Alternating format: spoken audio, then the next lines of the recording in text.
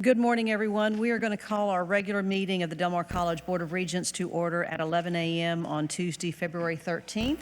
This is our first meeting of the new year. We didn't have one in January, so welcome. Happy New Year. Happy Valentine's Day.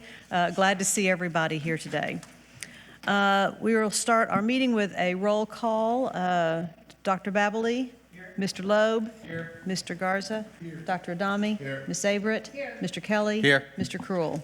We have a quorum and can conduct business. Would you please join me in a moment of silence?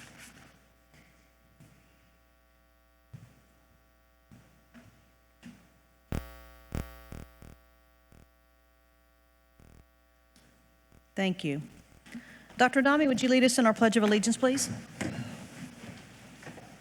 I pledge allegiance to the flag of the United States of America and to the republic for which it stands, one nation, under God, indivisible, with liberty and justice for all. Thank you. Please join us as we read our Del Mar College vision statement.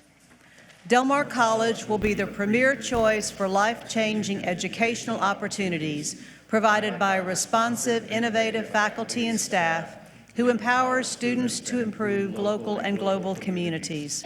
Thank you. Del Mar College is streaming live audio and video from our official Board of Regents meetings on the college's website in real time, with the exception of portions of the meeting considered closed session by statute.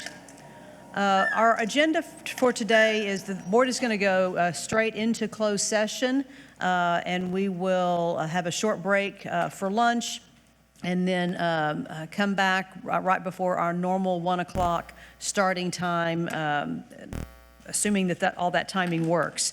However, being as we did have posted the start of our meeting at 11 a.m., if there is anybody here for general public comment, I do want to offer that at this time. We'll probably do it again at 1 o'clock as well. Is there anyone here for general public comment? Seeing none, thank you.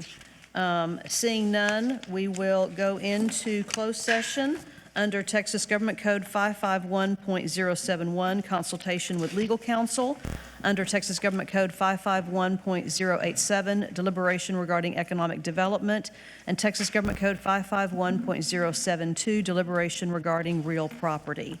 The time is 11:02 a.m.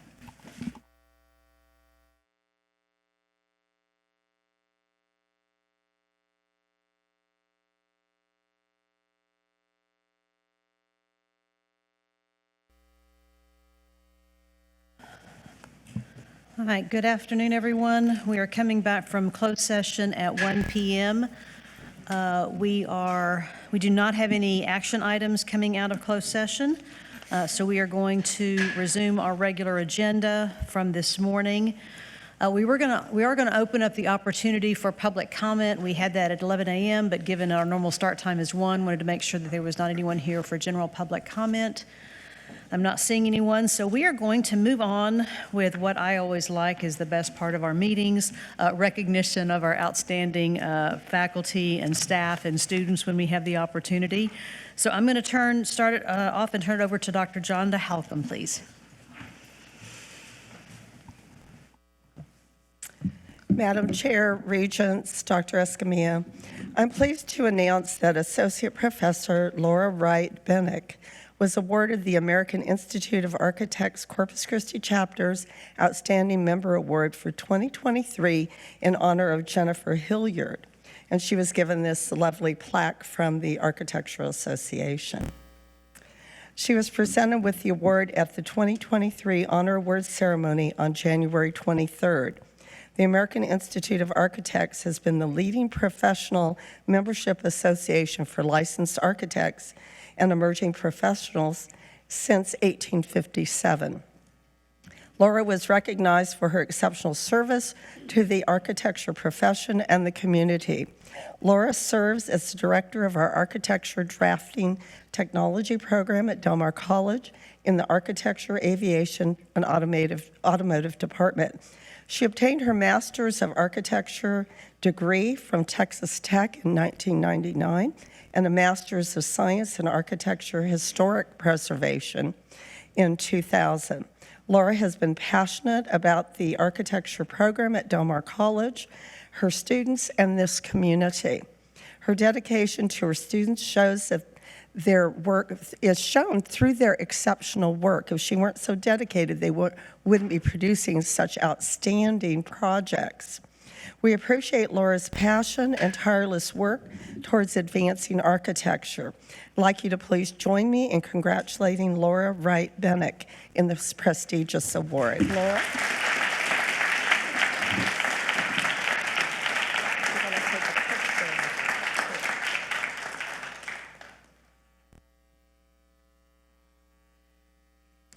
Thank you. Receiving this award was a great honor, and I'm very grateful. But it also, we've been further developing our industry partnerships and that partnership with the profession. And so receiving this award, celebrating at the new campus and hosting that event, but it solidifies that partnership with the profession and providing that next step. So thank you.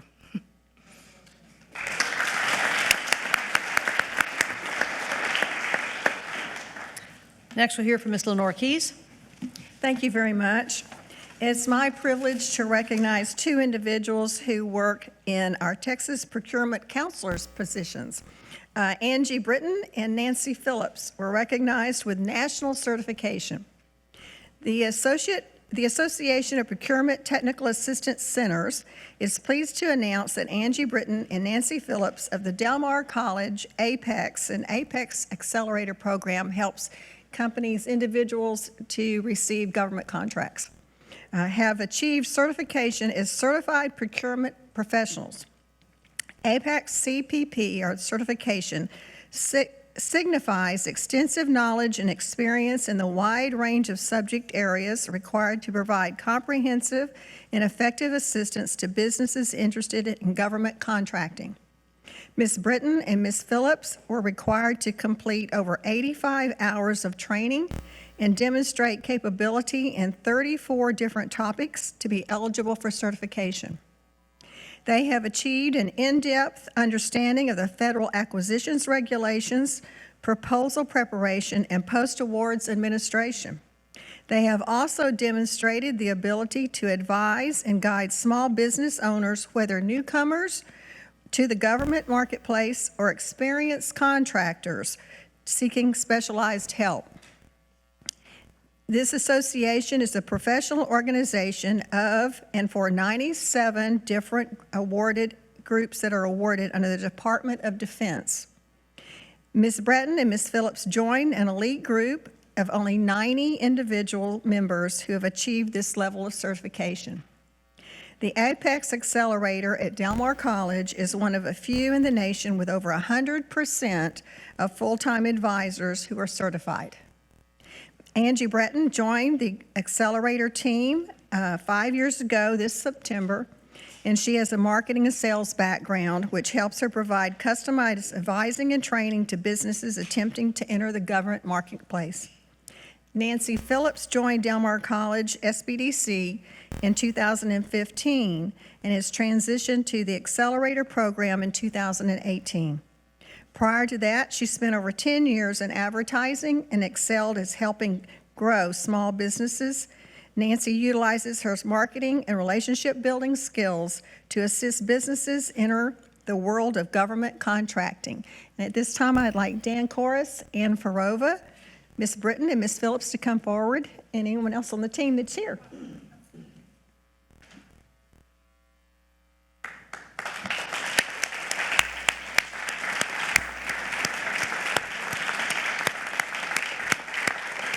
Congratulations. Welcome up. Would you like to make a statement, say something? Good afternoon, board. My name is Robert Miraval, and I'm the program director of the Apex Accelerators. I'm very pleased to be awarding this on behalf of the Apex Accelerators, this certification to Angie and Nancy. They worked diligently on it. It takes a minimum of 4 years to attain. And our economic impact here in the Coastal Bend region as a whole, our program our clients or the companies that we serve, the small businesses, have won over $433 million worth of government contracts this last year alone. So it's partly due to their work and their dedication to the entire mission that we serve. So with that, thank you very much.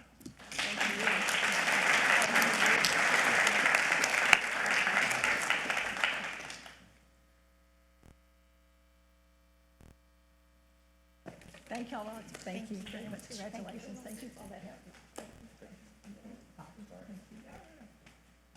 help. Just another great professional group here at Del Mar College that serves business and industry.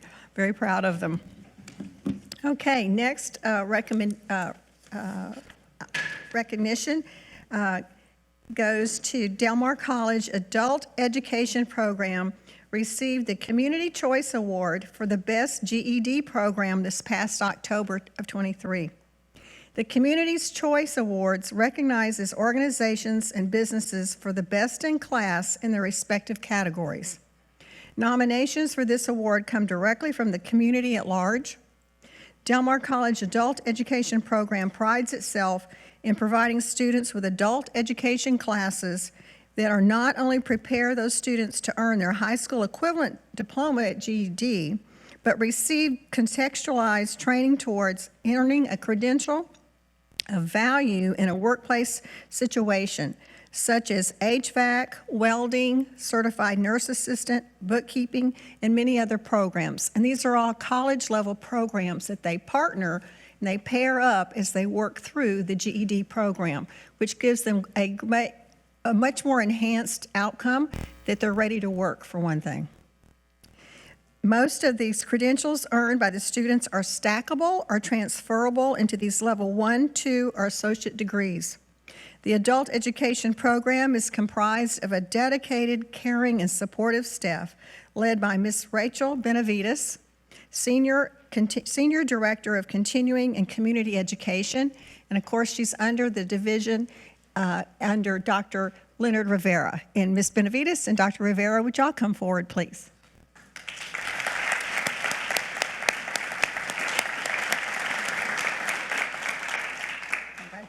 Thank you so much. We're a small but mighty group, and so I'd like to also recognize the staff that's here with us. Please.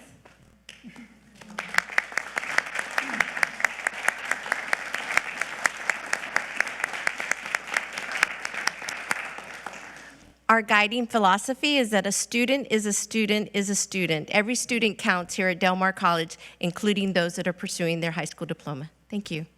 Great.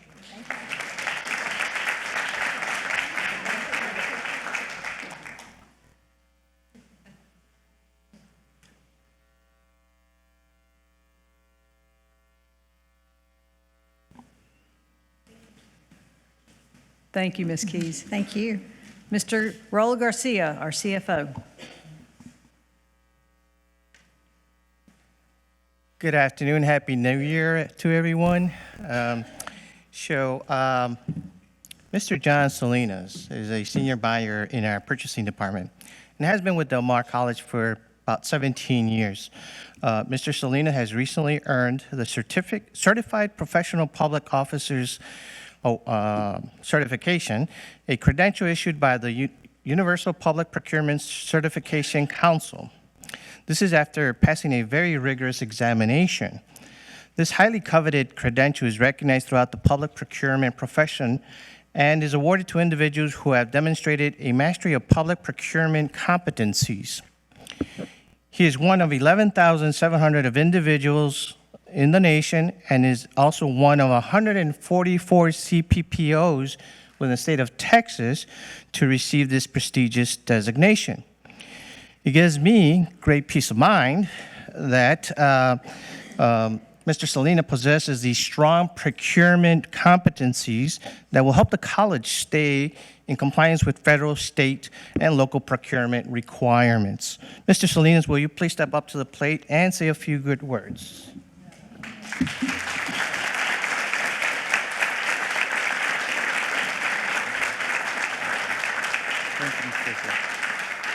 Thank you, Mr. Garcia, for the kind words, and to the Board of Regents for this recognition. I've been with Del Mar College since 2007 and have developed a sincere passion for the profession. I was very fortunate that when I started here, a lot of the previous directors like Chuck Tynes and Jim Robertson encouraged professional development, including David Davila and our Assistant Director of Purchasing, Kevin Murphy. This profession has given me an opportunity to work with many great people here at the college, and it's been truly rewarding and a great experience. Thank you so much for the recognition. Congratulations. Madam Chair, members of the board, this is the entire procurement team that supports Mr. John Salinas. Thank you all very much. Thanks for being here. Congratulations to all. We appreciate the recognitions. Do you have something? Oh, just moving on to our college president's report. Yeah, I'll just jump right in, and congratulations to all those recognitions. This one's more the result of a recognition, this first one starting, because after you get recognized, you're always given one more thing to do. Stand by, John. So Rachel will prove that point. As part of my report, I'd like to recognize Rachel Benavides again, our Senior Director for Continuing Education. She has been selected to serve as the coordinating board's coordinating board stakeholder committee for workforce development. She's going to be our eyes and ears in Austin, and because she does the kinds of things that she does, and when you said a student is a student is a student, my response was beautiful, because that's the kind of leadership, servant leadership that we have here at the college, and Rachel's a prime example of that.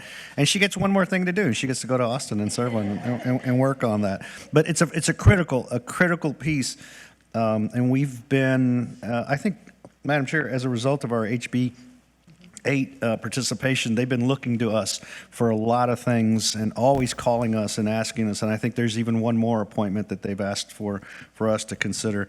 And so as such, Rachel will be down there, up there at the, in Austin, working with the coordinating board to smooth things out as we move forward. So thank you, Rachel, for that. Yes. Next, on the 24th, I attended our TACC quarterly meeting, albeit virtually. It was an all-day meeting, and it was a great kickoff to the year. And then subsequent to that, a week later, the TACC leadership, what we call sounding board, meeting took place, and that's again where I sit with a relatively small group of people from around the state to continue to work directly with the commissioner and his team. And what happens from those is what kind of cascades and into the group that Ms. Benavides again and others are out there being our eyes and ears for are the things that come down. We hear what the commissioner has to say about things. We give our responses. We give our input, and early on. And I think I'll probably have another one of these sounding board meetings the latter part of this week, if not next. And then finally, I attended the ACCT National Legislative Summit, of which the Regents will talk about further earlier last week, I guess that was. And so that concludes my report. If there are any questions, I'm glad to answer. Any questions for Dr. Escamilla? We will move on to our Regents report. There were 3 of us who were able to attend the National Legislative Summit. During the summit, the first day we hear a variety of presentations on our legislative agenda at the federal level, and then on the second day we went to Capitol Hill and were able to participate in a number of meetings. We heard from Energy Secretary Jennifer Granholm talking about with the emerging industries and the opportunities for training and for workforce development, and so a direct connection to the audience that was in front of her about the opportunities for our students nationwide. We also heard from senior leaders in the Departments of Commerce and Labor as well. And then on the closing day on Wednesday morning, heard from the Health, Education, and Labor Chairman on the House side, Virginia Fox, and she was able to speak to the group.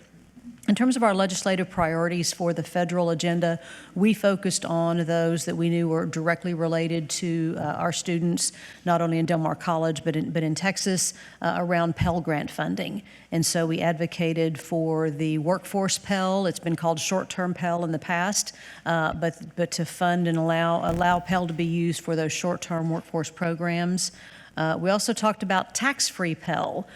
So there is a portion, as our students very well know, and those who work in financial aid and directly with student services, community college students disproportionately have I guess in a good way, they have funds left over from their maximum Pell award, and they can use those funds for living expenses, childcare, transportation, any number of things.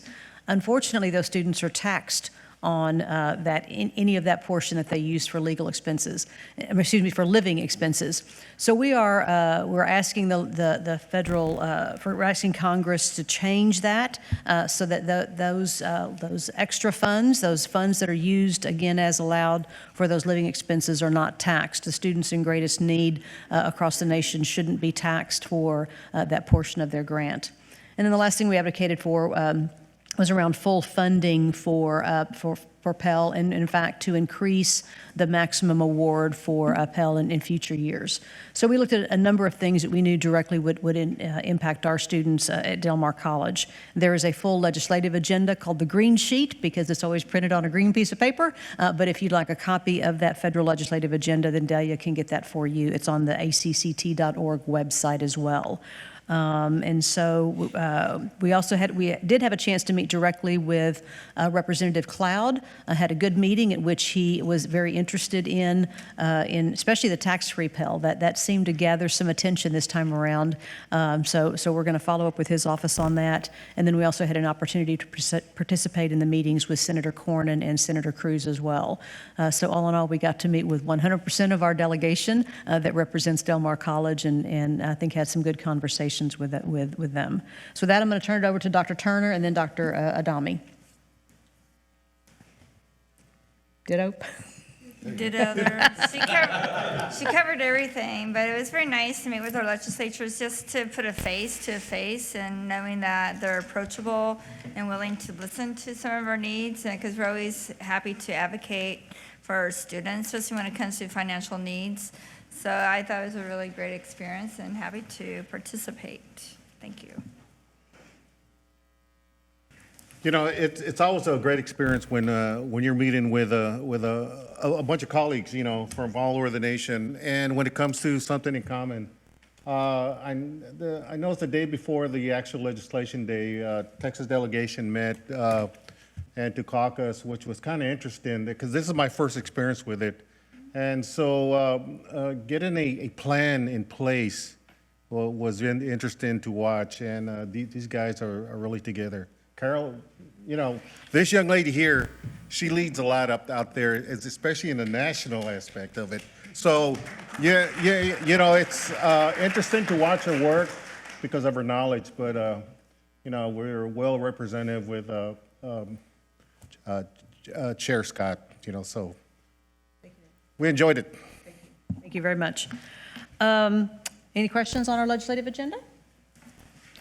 With that, we will turn it over to our staff reports.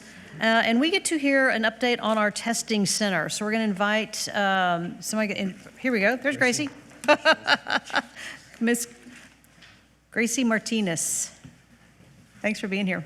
Oh, thank you. Thank you. Good afternoon, Madam Chair, Regents, Dr. Escamilla.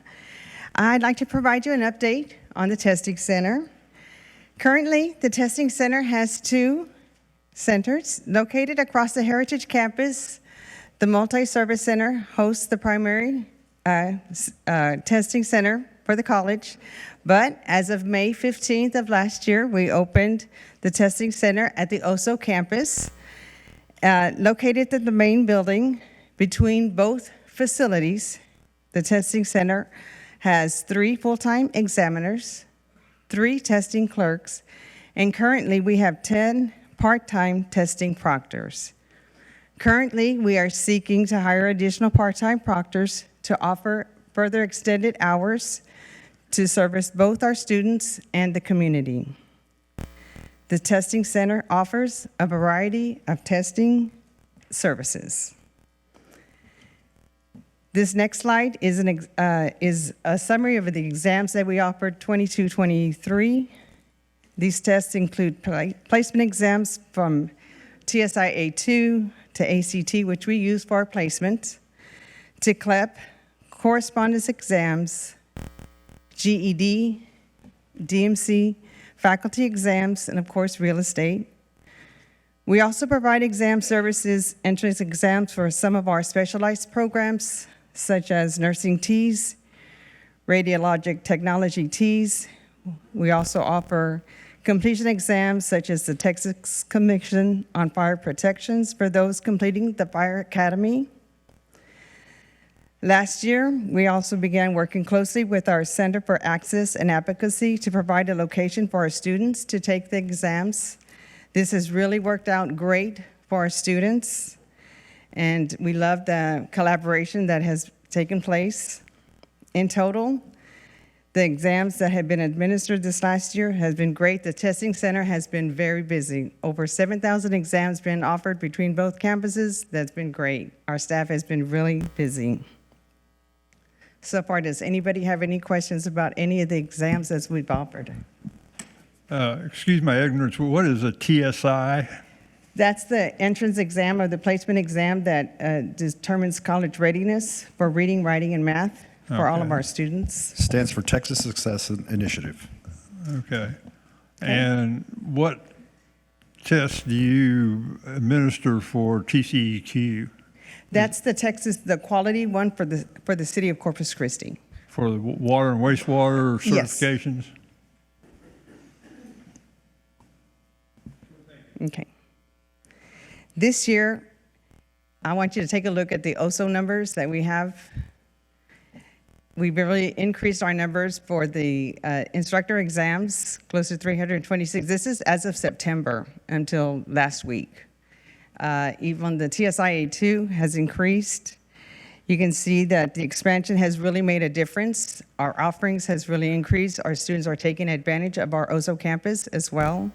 So we are really looking forward to moving our testing center from the multi-service center to this summer to the library. So hopefully that'll be taking place this summer. So we are looking forward to offering that service so students don't have to go across the street anymore. As part of the White Library renovation. Yes, that's at part of the Heritage White Library Campus. renovation, yes, sir. Anything else? Questions? Any other questions? So Yes. what's the plan with the building if you're going to move the testing into the library? So the space over at across the street on Ayers, John, you're going to have to help me with that one. The testing space that we're going to free up and move the students over to the White Library, the backup space that we're currently using or have been using at the service center. Yes, sir. What would it be deployed and reutilized for?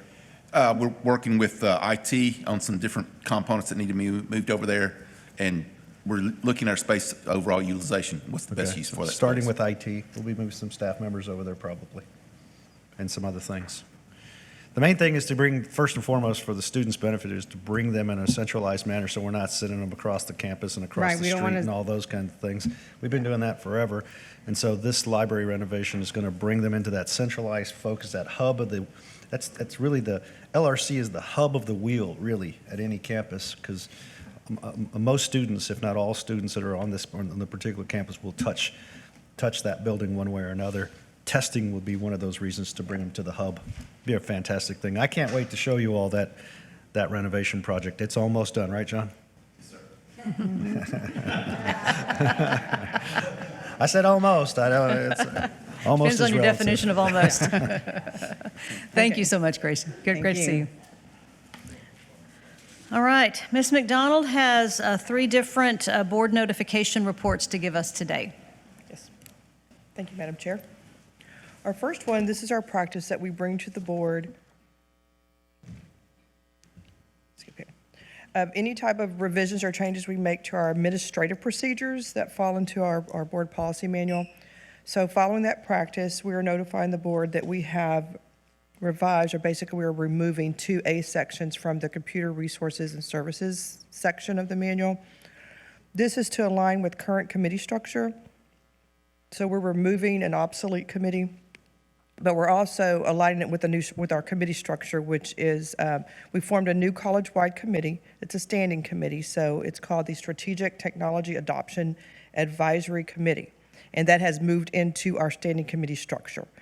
And so if you click on that standing committee list in the manual, you'll see this is added as of January the 1st. So it's replacing the one that we're removing.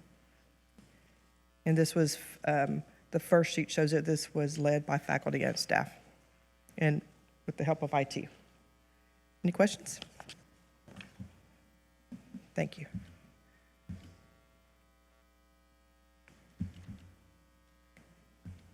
Okay, we'll move on to a required notification. According to TICO, which is the Texas Commission on Law Enforcement, we are, as a law enforcement agency, since we do have our law enforcement agency number, we are required to submit a racial profiling report to TICO once a year. And we are also required to notify the governing body of the college that this report has been submitted. Now, when we submit the report, we do submit it as exempt. We have the report here. Because this report is primarily for law enforcement agencies that make traffic stops, and we do not make traffic stops, so we are exempt, but we are still required to file the racial profiling report as exempt and required to notify our board. Any questions? Okay, our next is, we brought to the board last September, and we went over a high-level review of our emergency operation plan. And we did let the board know that we were required to submit that plan in October to the Texas School Safety Center. That was a requirement by the governor's office. And I'm happy to report that the review of our emergency operation plan has been completed and that we have met all the requirements of the state criteria. Questions? Thank you. Thank you. Any questions for Tammy? I see none. Thank you. All right. Moving on to our pending business list. You'll see we've got quite a few things on our agenda for today. We did delay our annual ethics update until March from today's meeting, so we will do that in March instead of February. We'll also have an update on the coordinating board strategic plan, as well as a discussion of our current strategic plan, and then report on our tax collections to date. We'll hear that from Raul. In April, we will have another discussion on our upcoming strategic plan. Try to keep us straight on what calendar we're in when we talk about these things. If there's any questions on the pending list, please let me know, or let Mark know.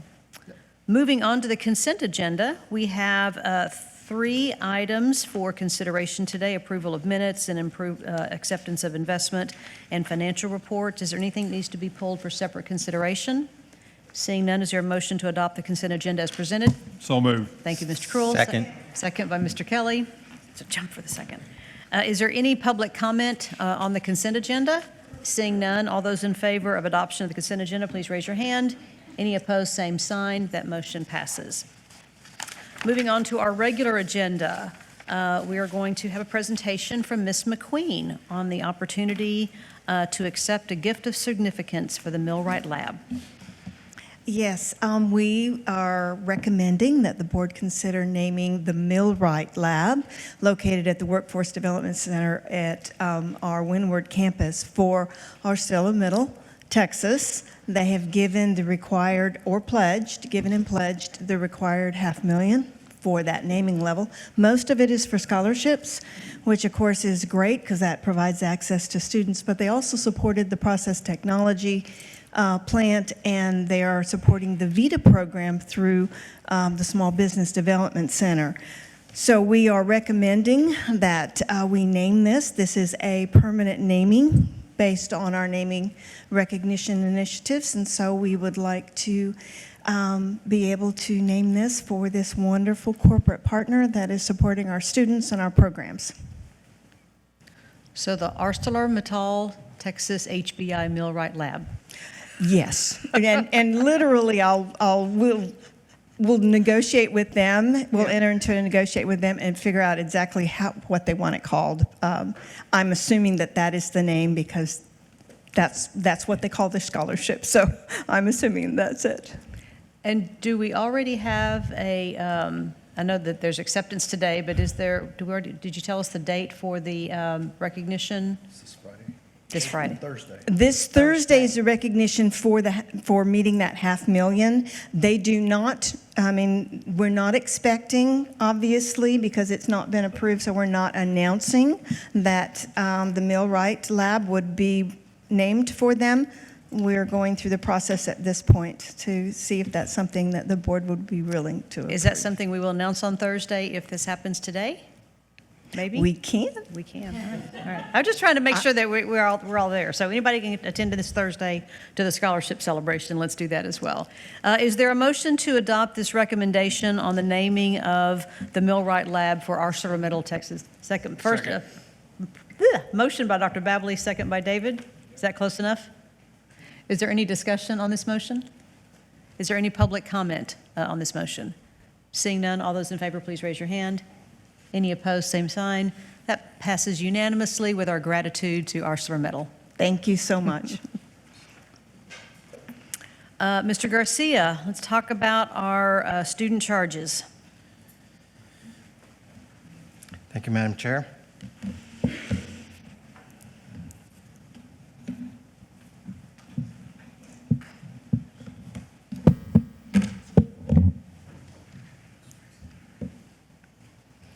Okay, so we continue our discussion on student charges for the December board meeting.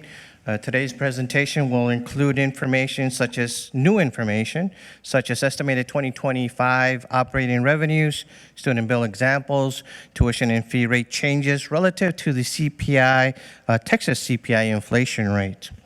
We begin on the next slide with the budget calendar. So there have been no changes to our budget calendar since our December meeting. Please note there are critical dates for the board in the months of June, July, and August. Transitioning to the college funding strategy side if there are no questions. Okay, good. All right. So this information is very similar to what was presented back in December. Here are a few takeaways. Property taxes, state appropriations, student charges are the three major sources of funding revenue for public Texas community colleges. The level of funding from any one of these three types will vary, and it is dependent on a number of factors, including the bandwidth of the region's property valuations, levels of acceptable tax rates, and student affordability strategies. Third point, the majority of the public community colleges in Texas are heavily dependent on property taxes. This includes Del Mar College, due in part to the college's strategy of steady and modest student charges. Down here on the bottom is the 2023 fiscal year revenue for all those three revenue streams. If there are no questions, we will pivot to the student affordability beginning on the next slide. I'm sorry, estimated revenues. So the estimated student charges of $21 million is based on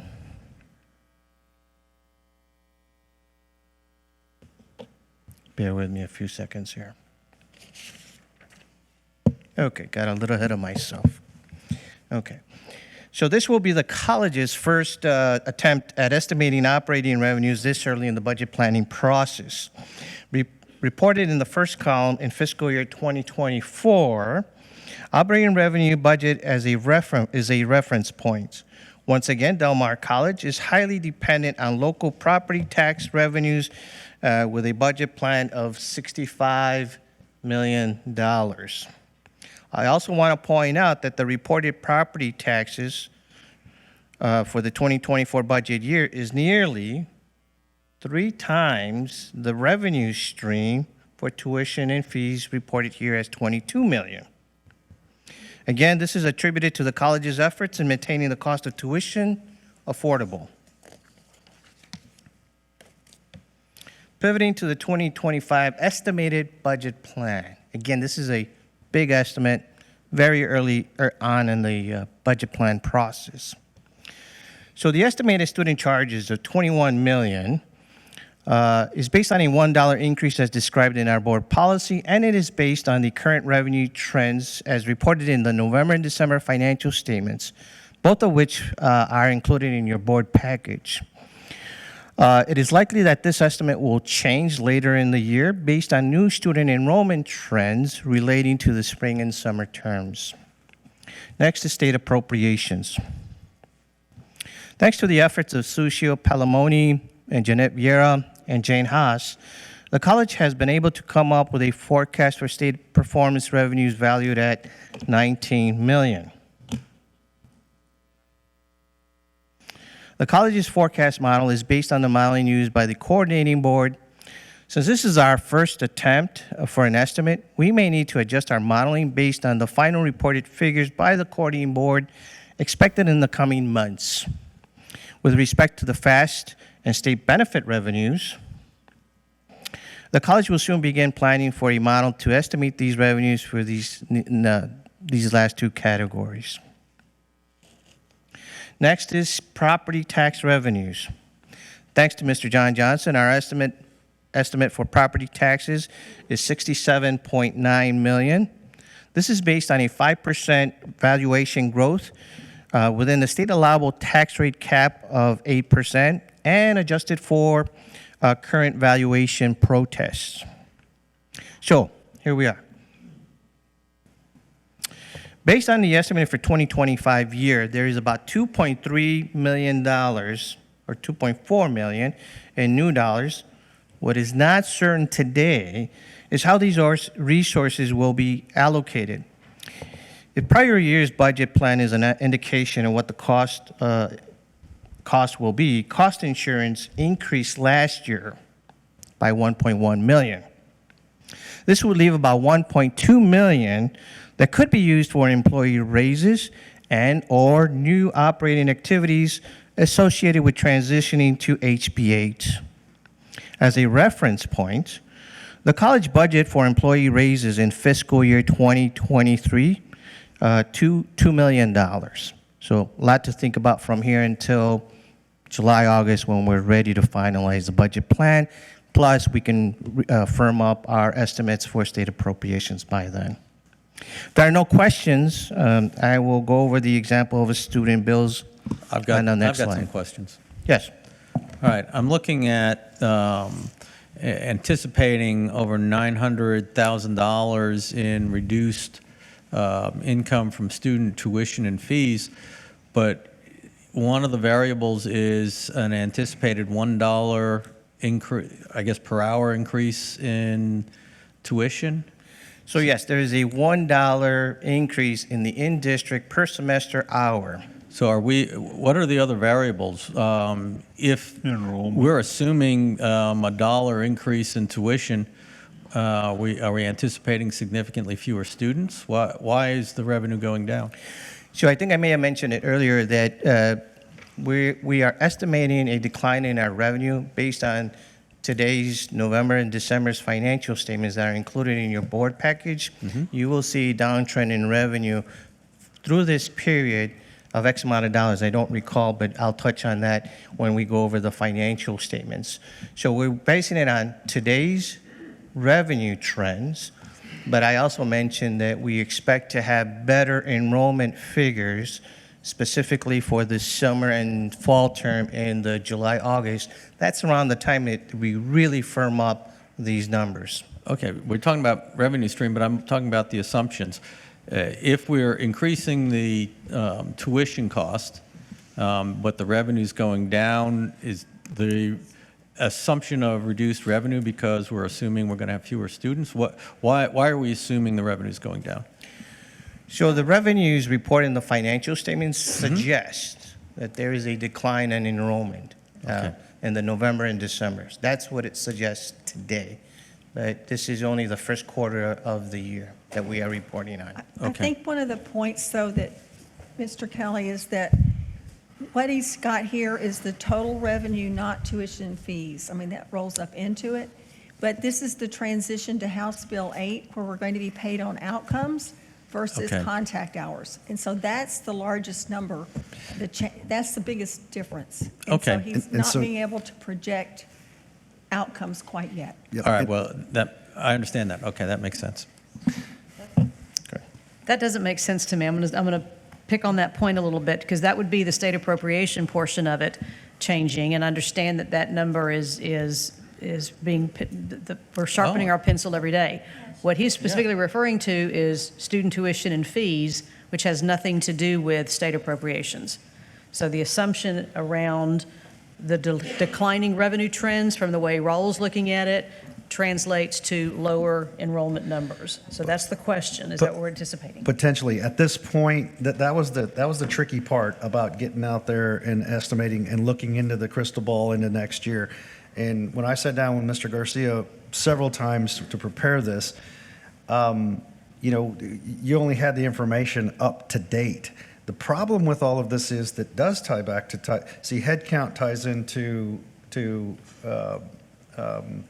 funding now in a different way because of outcomes. It's all a moving target, unfortunately, and it's still not resolved. And that's why we're having these continued conversations with determining how we have yet to be paid for one full cycle from the state. And so in order to move into this, I did not want Mr. Garcia to be overly aggressive, and I wanted him to be extra cautious and conservative in the estimates moving forward, given the assumptions and moving forward.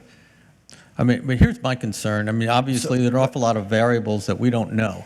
But we're being presented with the proposition that even at $1 an hour, our revenue from tuition and fees is going to go down. At the same time, we are considering, when we don't even know what our budget is, increasing tuition and fees. Yes, this is really tricky. This is the first time that appropriations are not set. This is a whole different scenario, so I've asked him to be conservative.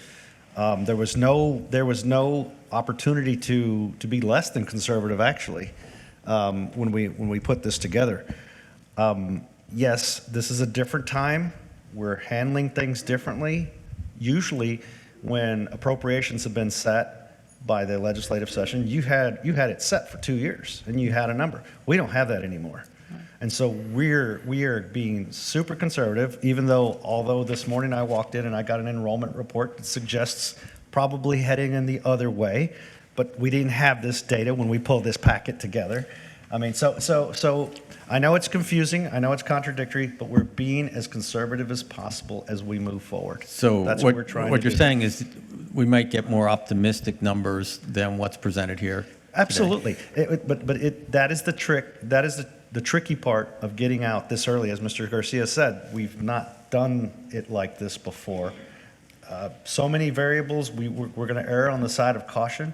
At the same time, I'll come back into the conversation about our approach every year. This is not by any means in stone. These numbers are by no means in stone. Things are going to develop and change. All right. We are optimistic. All right, so what would that number be without the dollar increase? Let me see, Mr. John Johnson? I don't know, okay. John here? So my guess would be, and I had it in some of my old slides, but if I was to guess, the $1 is approximately $250,000. At least a little less than that. Yeah. Somewhere thereabouts. I have a question on property tax. Yes, sir. Last year, where did our property tax ended up being from, or where did this year's property tax end up being from where we were last year? So from With a everything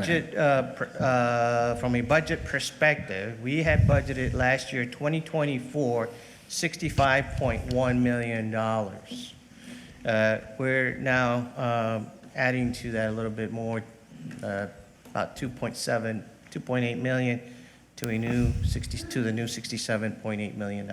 So, yeah, because, I mean, my recollection was last year, we didn't end up having a property tax increase. The property tax rate did The rate went increase. up, Yes, but sir. our But collection there were did not. downward pressures that didn't give us the full value that we would normally receive. Downward pressures meaning those protested Right. valuations. And as I recall, the existing went down by $4 or $5 million, and then we picked up a couple $1 million on new, and then we had 2.5 to the to negative. get to the same budget by using our increase in state appropriation. So I guess my question is, why do we think something's changing and we're getting 2.8 million more? So the downward pressures is already built into this estimate, right? Those valuations protests. Our based on all that analysis you just went through, after factoring in all those points you just mentioned, we're at $65 million. So there's a sort of consistency. The base is consistent relative to last year. So we do see that the valuations of properties are going up, and so that's what we're capitalizing on. Okay, so we're assuming that all the same people will appeal or not? Yeah, the same. So this number does factor in the same people plus one other person, one other entity. All right. So that's net of those two protests. Okay. Okay. So then we end up with like a 4.2% increase, which is about what inflation's been this last year. As reported about 2 weeks ago, inflation is about 5% today, and there's some news release that went out today, so I'm assuming it's still sticky. Okay. Yeah. Thank you. Mr. Curl, did you have anything else? No, thank you. I want to circle back on the tuition and fees. So in years past, we have not had a separate FAST program number under state appropriations. Is it too simple to say that that tuition that FAST represents would normally have been in our student tuition and fees, but because we adopted FAST, that number is now under state appropriations versus under tuition and fees?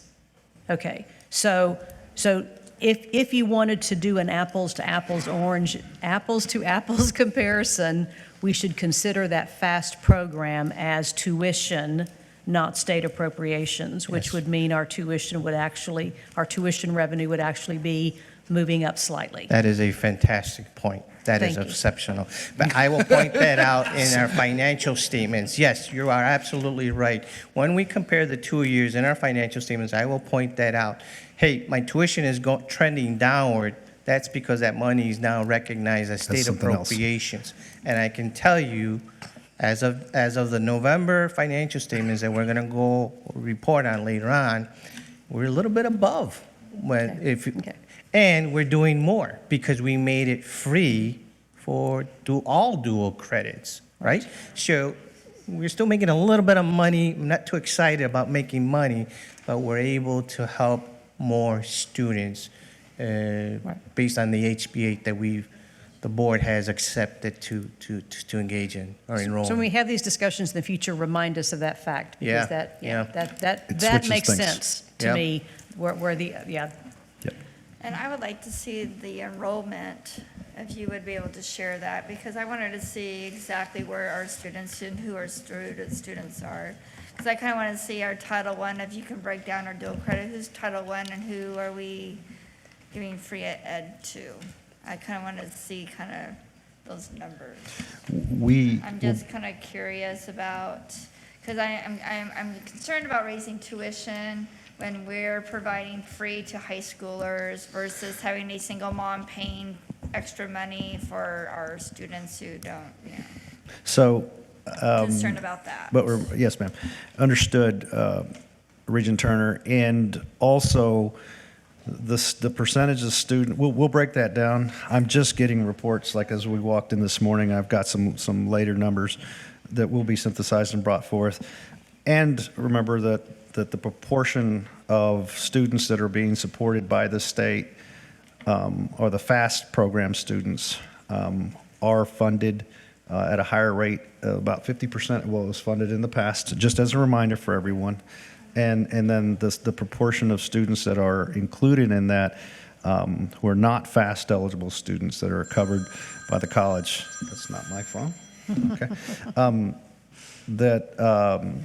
That they are included and covered as part of this. The idea, as Mr. Garcia said, is philosophically that we move ahead and bring these students in a bit of a scenario of a wash, and where the dual credit program or the FAST program covers all students. Again, he didn't get excited because he said he didn't foresee any extra funds out there.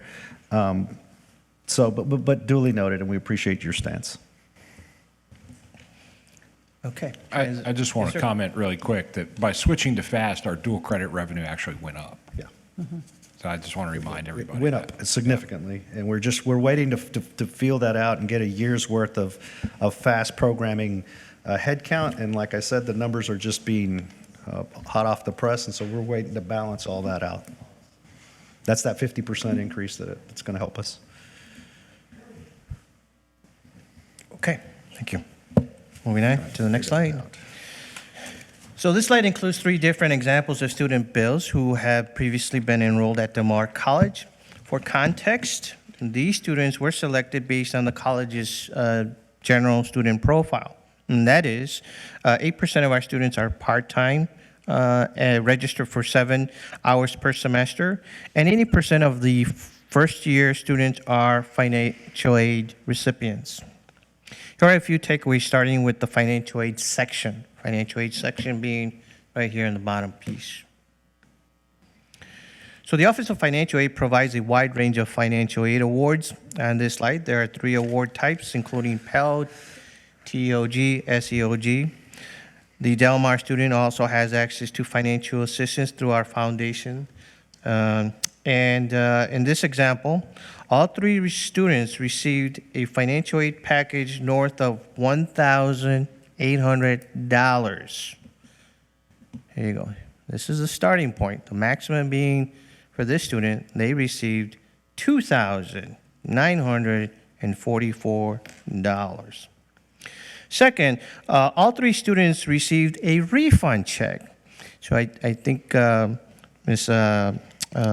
chair alluded to refund dollars and how they get taxed. Well, she was referring to these 3 instances where the student received some form of financial aid refund, meaning this financial aid award was over and above total charges. Total charges being the basic charges, some lab fees, some book fees, because this person decided to use our book voucher program. This person ended up with a reduced refund of $794 that could have been used for other cost of attendance. And so my last point is in reference to the fees that are listed below the in-district fees. So this is your in-district fee. I'm referring to these 5 or 6 fees here.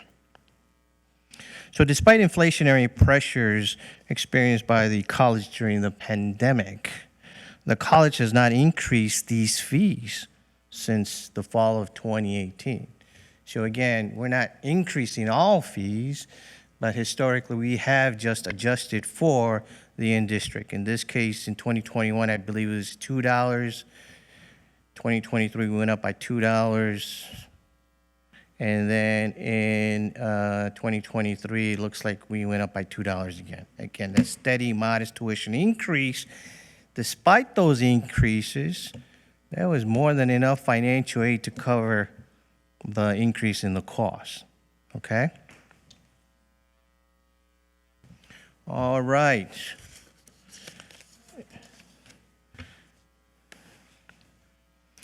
So similar to every Texan. Oh, hold on, there's a question. Oh, I'm sorry. I'm sorry, Yes. I didn't hear Do you that. have a slide for a full-time student? I'm sorry, what was that? Do you have a slide for a full-time student? I do not have a slide. The reason I selected part-times is only because, when you look at our student enrollment, I think the 80 majority. plus of our Vast students majority. are That's part-time. majority of But, That's yeah, upwards of 80%. Yeah. I mean, full-time, you'd basically double the You can double it. in-district tuition, right? That is correct. And everything else would be the the numbers are not exactly the same. when you guys ask these questions about changing the scenarios, I struggle. I prefer to show you specific, but yes, the ideal situation is that it would double, but it would be close to that. Yes, sir. Wait, so would the fees double as well, or just the tuition? So the fees, again, this is 7 semester hours. Right. If the student registers for 14 semester hours, that doubles. So the fees are dynamic as well? Yes, as well as the financial aid. What is the, Joseph, I have my financial aid office. Joseph, what is the maximum Pell Award that a student can receive in last year? $3,690. So yes, the cost goes up, but so can your Pell go up as well. And the maximum Pell Award last year is 3,000 plus. So all the numbers are dynamic. So that's why you guys ask those specific questions. What is?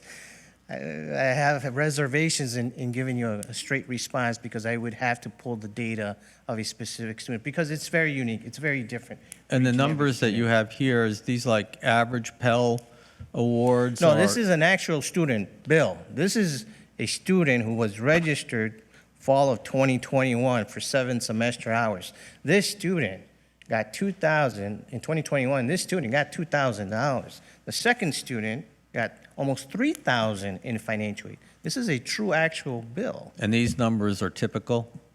I would say they would be typical. If you recall, in our last board meeting, we were talking about the average financial aid award. I think this was about the range. So I would, and that's not reported by me. This was reported by a third-party agency.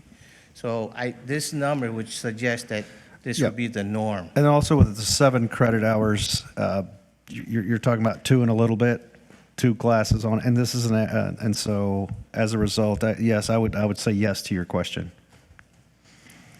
It would be interesting going forward, because I know we've talked about having a conversation about housing, which would kind of be what is that student refund. So it'd be nice at some point to see kind of rather than a pick out, but creating some cohorts of how many students do we have in what slot in terms of what kind of refund they're getting, because that'll kind of tell us how to go about doing housing if we go to that. Okay, more to come. Thank you. Any other questions? Good questions. Good. All right, thank you. Okay, hot topic today, especially in the news, is inflation. So similar to every Texan, the college experienced an elevated increase in operating costs since the start of the pandemic. This slide compares the increase in the cost of tuition for part-time student enrolled for 7 semester hours on a term-over-term percentage, the increase relative to the CPI inflation rate. So this history, the CPI index has historically grown significantly more than the increase in student charges. I want to point out to this fall of 2022 right here. So in this example, the reported annualized rate of inflation on a year-over-year basis was 9.3%, while during the same period, the increase for the cost of tuition and fees increased by 1.7%. So the gap between these two rates is 7.6. This is attributed once again to the college's strategy of steady and modest increases to allow student access to an affordable quality of education. And I think I've also pointed out that there's some other fees that we charge that we haven't increased since the fall of 2018.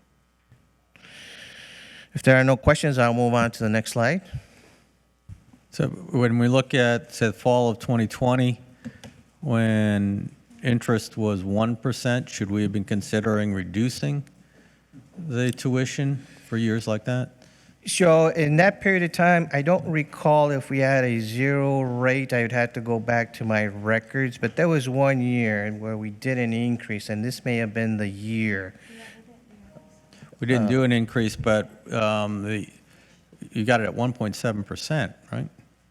Oh, yeah, Rate of good change? point. So that would suggest a $2 increase if it's Right, consistent. but we did that right? even though inflation was Yep. at 0.1%. Right, but if you look at the long range, right, if you look at a 10-year period, it's not going to look like this. This is just an anomaly for the 1 year. It's Okay. going to look more like closer to the fall 2022, right? So on a year-to-year basis, this is good because I think it's good. I'm assuming it's good because the parent can better plan multi-year, or the parent or the student can plan in multi-years a steady tuition increase. In this case, it's been $2, so it's easy to plan for. But in the long range, you're not going to see this gap. It's more like, The next slide will help Yeah. explain that. All right. okay, thank you. Get you that longer forecast. Okay. All right. Or excuse me, here. retro. There you go, thank you, sir. So to your question, in 2020, so here, in fall 2021, we had a $0 increase right there, okay? All right, so this next slide attempts to assess the enrollment sensitivity to changes in the unemployment conditions and student rate changes or charges. So for the most part, one credit student enrollment trends, the student enrollments for the credit students, enrollment trends for credit students are sensitive to our region's economy. Based on the 10-year history, the student enrollment will scale up during periods of economic recovery, as evident by the decline in the unemployment rate. The unemployment rate being this green line right here. This is attributed in part to the unemployed seeking to regain entry into the labor workforce by retooling their skills through any one of our wide range of academic programs. So say, for example, enrollment scaled up from the fall of 2013, right here, to 2015, here being the enrollment trends right there. So during which time the unemployment rate scaled down from 6.4 down to 5.4. So the same occurred in the period from fall of 2017 or 2016 to 2018. Enrollment is going up and the unemployment rate is going down. And then here's a period that's just an anomaly, right? And one more anomaly. Yes, sir. Head count enrollment is being counted differently. Okay, so again, we're going to have a restart. It's going to be a different time. Students are being counted differently at the state level, as they should have been for a long time, I would argue. But that's not what we're talking about. But so this is relative to the past, Yes. and we're trying to just use it as a point of reference as we consider any future student charges and lessons learned over the course of this period of time. So again, going forward, it's going to look it's going to look very differently. Okay. Good. So this period of time from 2019 to 2023, this is an anomaly. This is when the pandemic started and all kinds of craziness just started, and we just have not been able, other organizations, just as like ours, have not been able to get back to previous pandemic trends, if that makes sense. So anyway, the second takeaway is that the college enrollment trends is less sensitive at certain levels of changes to student charges. So say, for example, from 2016 right here to 2018, right there, those 3 years right there, enrollment peaked at an all-time high at 12,000 right here, right? But in the meantime, getting to that point, we had a 3-year history of increasing the in-district semester rate by a total of $8. $5 in 1 year, okay? Again, this other change here, the trends here that we see here is again driven by the pandemic. But again, it's been a steady and modest tuition increase, which we've been talking about for several years now. Are there any questions on this slide?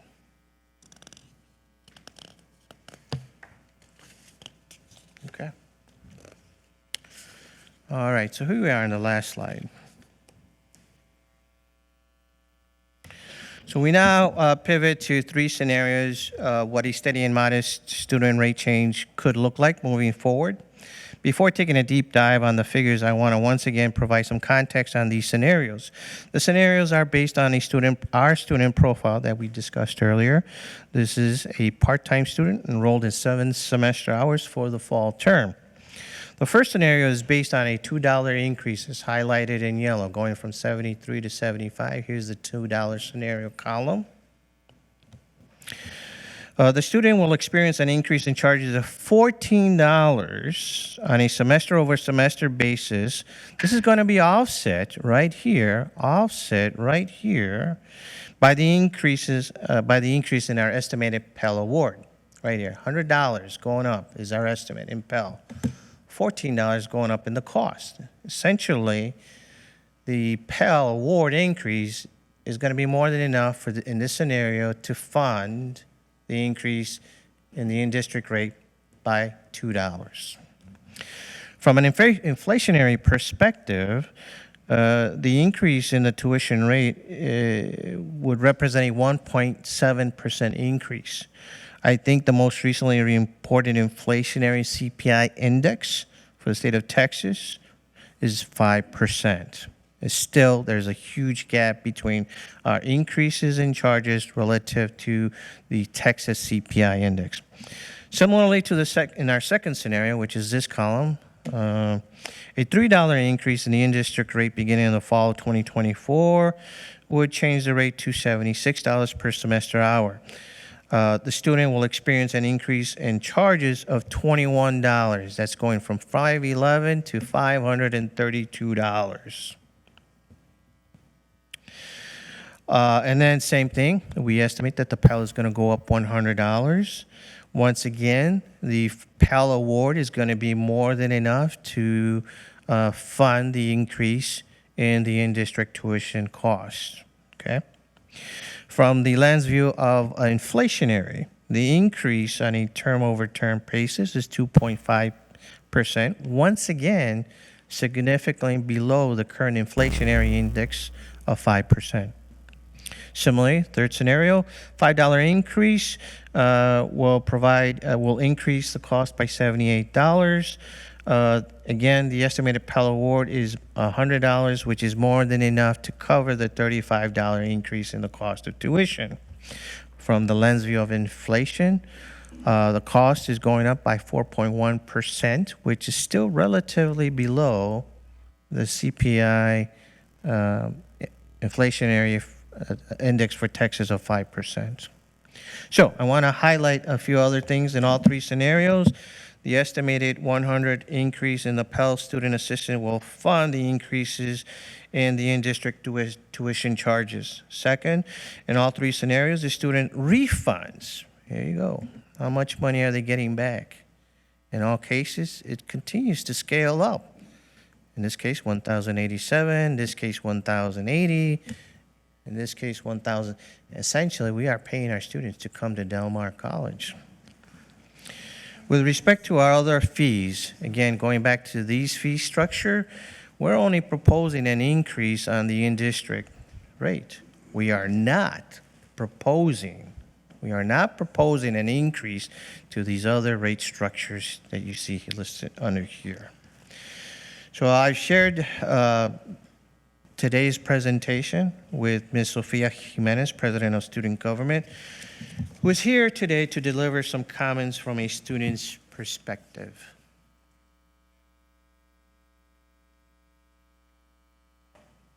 Hello, welcome. Thank you very much. Appreciate being here.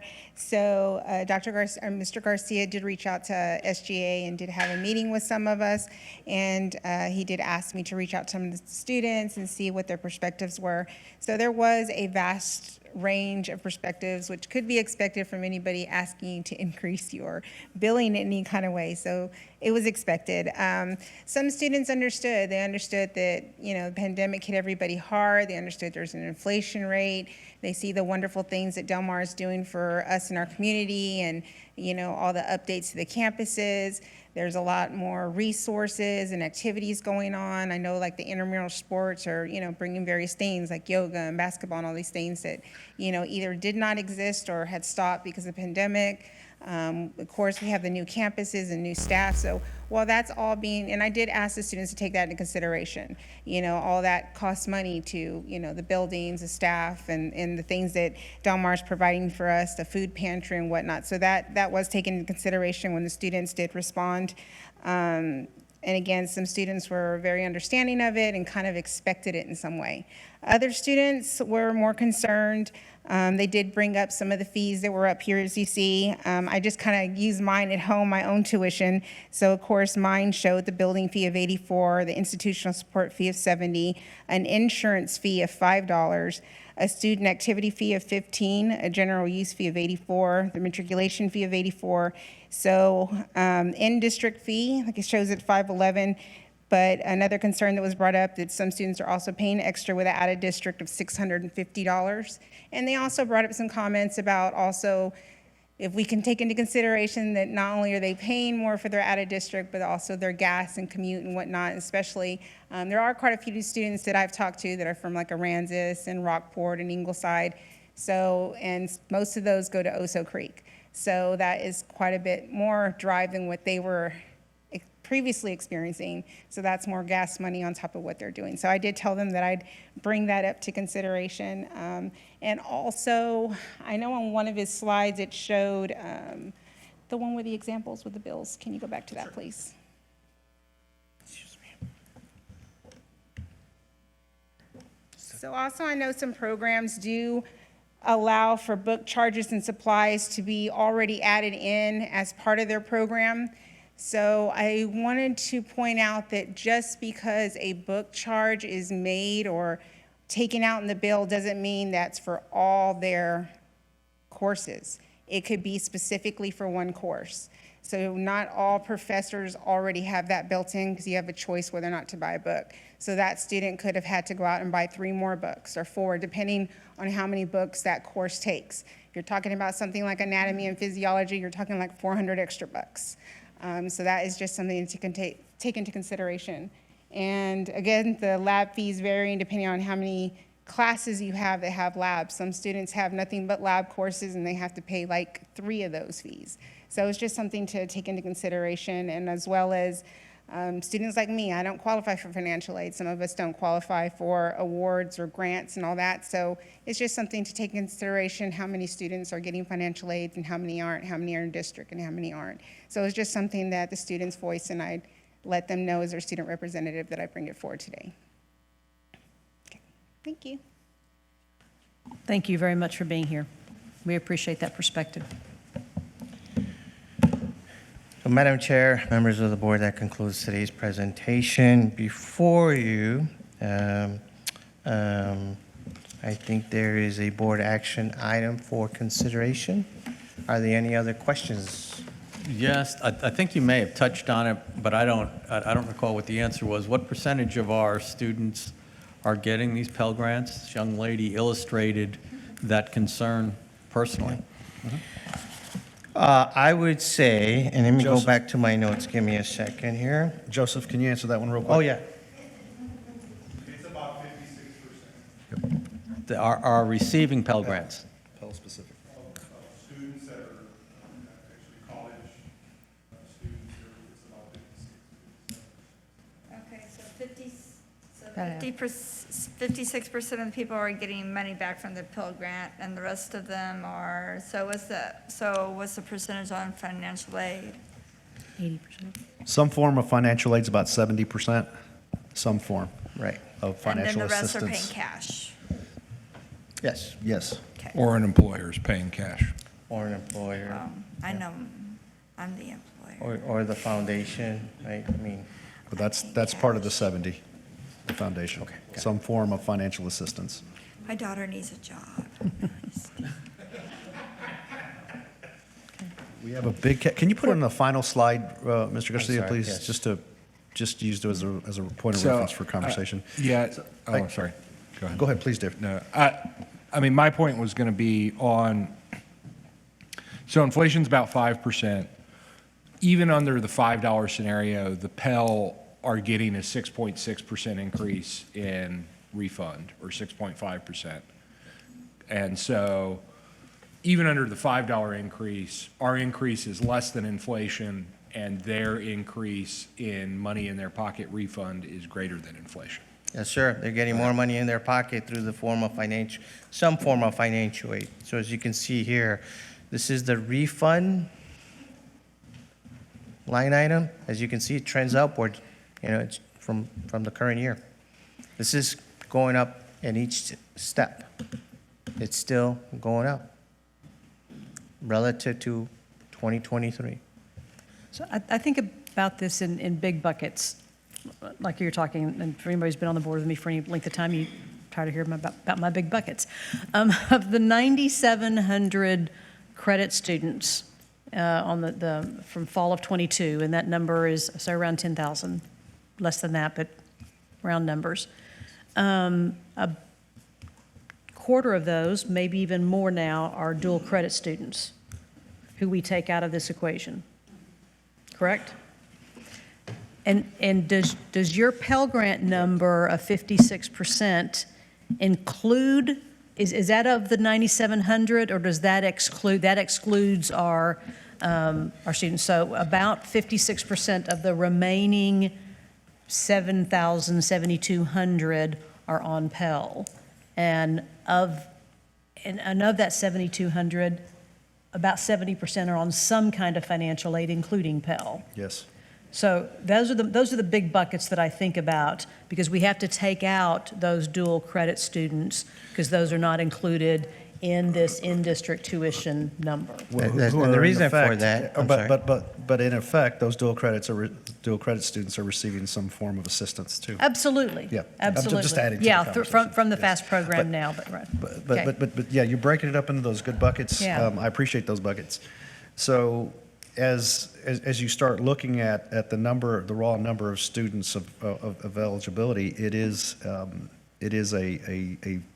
a smaller bucket, if you will, a smaller segment of the population. But overall, when you factor in that 70% of those eligible, that's why Mr. Joseph said of those college students, he can't even call dual credit college students, right? Yeah, as per federal law. So I guess maybe an important number for us to understand is what number or percentage of our students receive no financial aid at all, or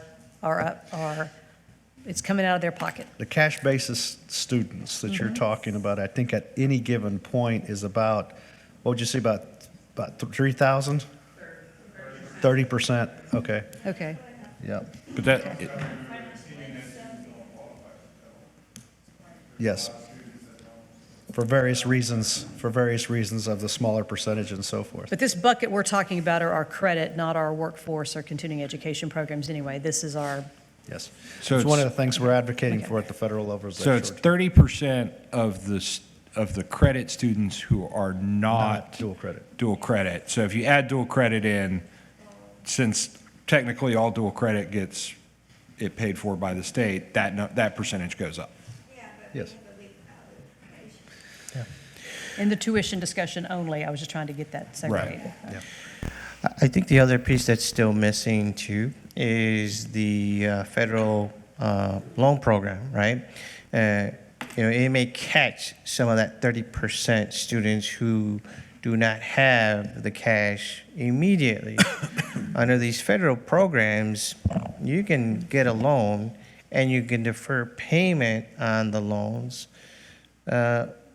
as long as you continue your education, right? And on top of that, it's a low interest rate relative to what the car loans are and your personal loans. The federal loan program has a lower rate relative to the current programs. And so you can defer payment. On top of that, what comes to mind recently is I believe there's been recent news about a loan forgiveness of federal loan programs. So everybody knows there's programs out there that address this debt financing. Now, Let me confirm, Mr. Joseph, our federal loan program, do they have a lower interest rate for the most part? 4.8%. 4.8%. How often can you defer the loan? Loans are deferred until 6 months upon completion of the degree. Okay, and what if they decide to go get their bachelor's or master's degree? It's deferred. So there's all these initiatives that allow our students continued access to getting a degree. So Bob, go ahead. Now, I would just like to kind of move us along, and if I may, and get us to it. Again, this is always a tough decision. I say these same things every year. And I think the biggest lesson learned over the years is treating different students at different points in time differently, and not being consistent in what we do. Consistency over time is what makes the difference for, not only does it give the college predictability and those kinds of things, even in these times of, I think, positive uncertainty, I would say. But what, if I'm going to be asked, what do you really think about, what bothers you about these kinds of things? I have to make the decision. I have to make a recommendation that we stay consistent year after year. We learned that years ago by not charging. And if the board doesn't want to do that, and if the board wants to think about a different trajectory over time, not today probably, but if you want to put us on a trajectory of working towards a decreasing the fees and the student charges at the college, that's a different subject. But there's only 3 legs of the stool, and it's designed in the state of Texas for that reason: state appropriations, student charges, and taxes. It is those 3 legs of the stool that is by design. If one is not nurtured, the others will have to make up for it. And so, again, appropriations is now, we move to a different era. Things are going to be different. We still don't know the full story there, but we are cautiously optimistic. But student charges, it's a part of it. And then philosophically, we stay at less than a third of any local and regional university, and especially the big flagships. And that is a huge thing that we cannot miss as part of today's conversation. So treating the students equally is first and foremost, year after year. So board members, if we do nothing today, if we decide to table it or to take no action today, then by board policy, there is a $1 fall semester increase by board policy. So if the board takes no action, that automatically happens. If we want 0 increase, we have to make a motion to override that board policy, or there can be a motion for a $1, $2, or $3. Staff is recommending a $3 increase. I think given the volatility of our ad valorem tax situation, and that is, best case scenario, still going to take a couple of years to resolve from the large property owners, the large taxpayer protests that are occurring, and that our state appropriations, we need to settle into what that rhythm is going to look like and be able to predict with better certainty after the final rules are adopted what our targets are for state appropriations. So I think it is important that we keep the legs of the stool balanced to the best that we can now. So I'd like to move forward with a motion if someone is prepared to make a motion. My concern further is discussion. Yeah, I'm still not done talking. Okay. We can do that too. What we've heard consistently through this presentation is there's so many variables, we don't know how it's going to turn out. $1 is $250,000 to our $120 or $117 million anticipated budget. Now we're talking about $750,000 if we took staff's recommendation, and we're making a decision with really no connection to the anticipated needs of the university or the college based on the information we know. We don't know that that $750 or even $250,000 is going to be important to our budget this year. And when we're talking about our typical student, single mother, who may or may not be getting a Pell Grant, I don't see it. I may not. So, if I may, Regent Kelly, let me just kind of add, where there is an opportunity to back off of the local tax rate and the increment of 8% we're allowed, that right now for the foreseeable future is going to have to stay up there. We want to balance out the three legs of the stool and bring that 8% back. We don't have a choice now because of this appraisal district situation that we're in, and we're having to get through. So at some point, I think to answer or to respond to your comments, that there is some relief there that needs to be balanced out. And it's going to be balanced out in different ways, and then staying consistent year after year after year. But listen to the optics of what we're saying is we're going to increase tuition on single mothers because the two largest tax payers in the community are arguing over billions of dollars in appraised value. The optics of this is terrible. The timing, we have no choice, and we deal with this every year. And any segment of our students are so, but I've got to also say that over time, I remember when we got here, we were giving $300,000 a year at the foundation, and now it's over $2 million. Okay, I mean, I'm just saying we are trying at every front. On every front to assist our students. So I guess I need to make it clear, I am in no way disparaging the efforts that the college makes to help students with tuition and fees and to help them get Pell Grants and whatnot.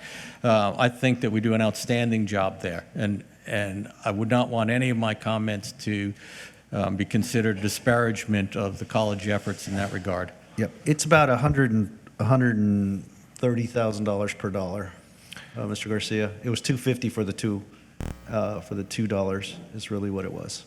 That's the calculation. That's the correct. I just got an update. I have a question. Why do we do tuition increases in February so that we for a fall instead of doing a spring increase in the fall when we have a better handle on the numbers? So what happens is we set out in April for the entire year, and we set forth calendars, both academic, everything is advanced in a full academic year, and so it's set up that way. Okay. I know what you're saying on the other side, but I mean, there's so many things coming to mind why functionally that doesn't work. But it coincides with our big budgeting and so forth. I see what you're saying, but I can't. Yeah, because we kind of shoot in the dark. And last year I thought we got, we had this debate last year. We kind of went a little higher than a lot of people wanted and ended up saving our bacon. But it's pure guessing. Yeah. So from my personal experience, I was definitely a financial aid recipient. I was one of those folks that lived in a economically challenged area. Financial aid was very critical. A change in the tuition in the middle of the term just blows out my budget, right? I have a plan. Year one, I'm talking to my dad. Dad, it's going to cost me this for the full year. Dad's looking at his budget. I'm looking at my numbers. And all of a sudden, Dad, I'm sorry to report to you that in the middle of the year, they increased my cost of tuition. What are we going to do now? At least from a lens view of the student, it allows for better budget planning. It does the same to the college. That mid-year adjustment, it's just really, really tough. But when you're setting up the schedules and so forth, that's the best answer I can get. It has to do with the overall budgeting process. It's not just because that's what we've always done. You guys want to be able to have a number from us before you go in and do a budget. Yeah, and what we knew, again, going into this year because of HB8, it was only going to get more complicated as it has. Typically, we had this number, we have at least part of our situation set. We did, in an ideal year in the past, no appraisal district issues and no HB8 volatility or uncertainty at this, or the development of HB8. So we've got two anomalies going on right now that are really making it tough. Go to Regent Averett and then Regent Garza. Thank you. I don't think I'm misstating what I heard Regent Kelly say, but I think he asked a good question in that we're not really sure that we even need the $250,000. And so, Dr. Escamilla, I would ask you, could you, and you know that I have been a supporter of modest, I like that strategy of modest, regular increases in tuition over time. I think that's most fair and has proven to be most effective. But can you just sort of succinctly describe and identify for us why you Yes. think that the $3 rate change is the way to go? Given primarily the pressures that we're feeling with regard to our the 8% on balancing out the pressures on the taxpayers at this point is why it's like we're governed at 8% increase, and we're using every bit of that, and that has not been our practice over the years. It is a balance, and right now we're out of equilibrium. And in order to move ahead with greater certainty, that a $3 increase is on the table for recommendation and consideration because of those pressures. Regent Garza. To be perfectly honest with you, I just feel that the $2 is the one that I'll support. The $1 without saying is great. The $2 I think would be even a conservative or moderate increase. And I see the logic now in having a moderate increase steadily over time.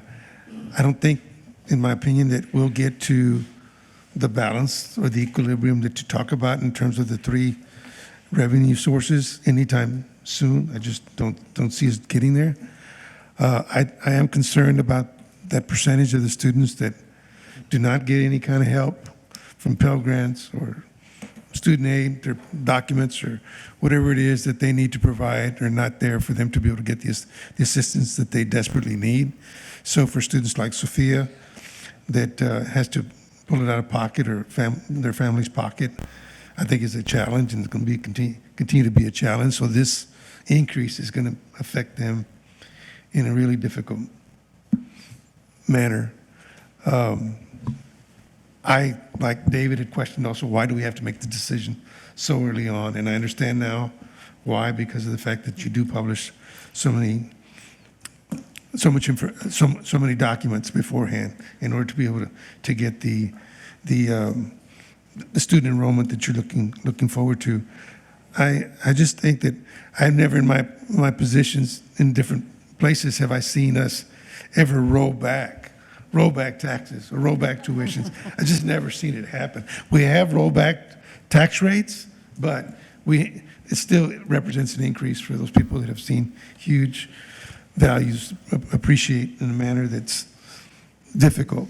So I'll support a $2 a semester hour increase. I will not support a 3 or a 5 because I think it's just going to be too cumbersome for our students right now. I think at some point, if we select the right pricing schedule and we continue to roll, if we have more revenue than we need, then we can offer more programs that are going to create more opportunities for our challenge, our underprivileged students.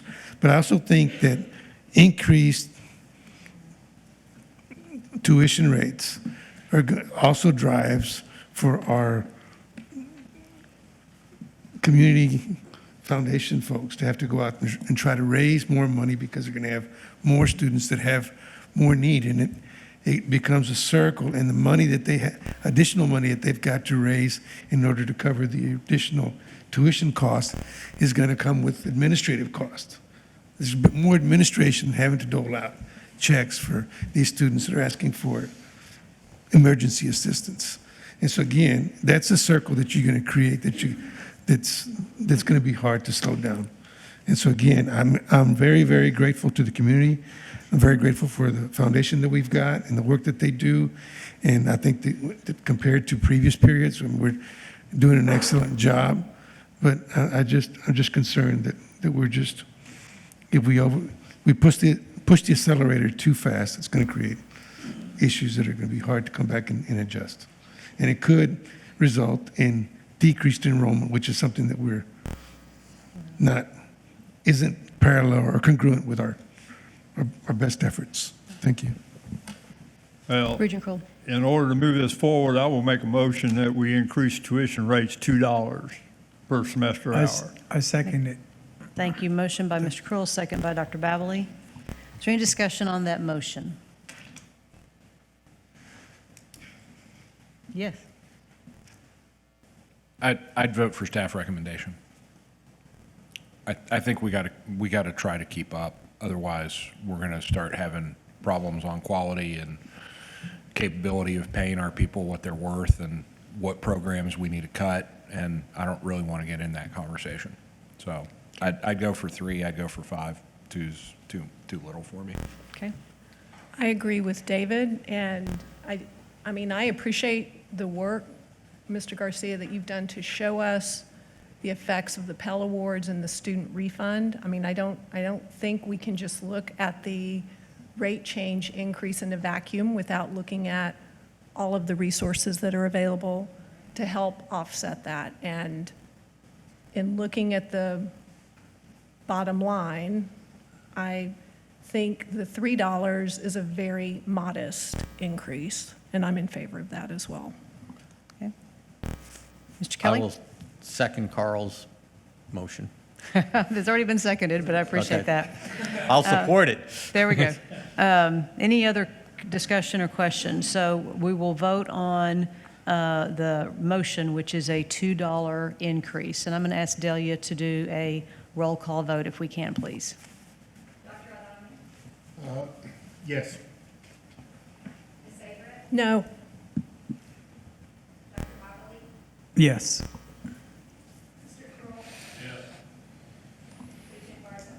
Yes. Yes. No? No. Yes. So that motion passes 6-3. Is that correct? Yes. All right. Thank you very much for that. Thank you for that discussion. I think it is important for our students to know how this is probably one of the items that we spend the most discussion on all year. We always fight on this one. All year long. That is okay. That is okay. It's a very serious discussion for us.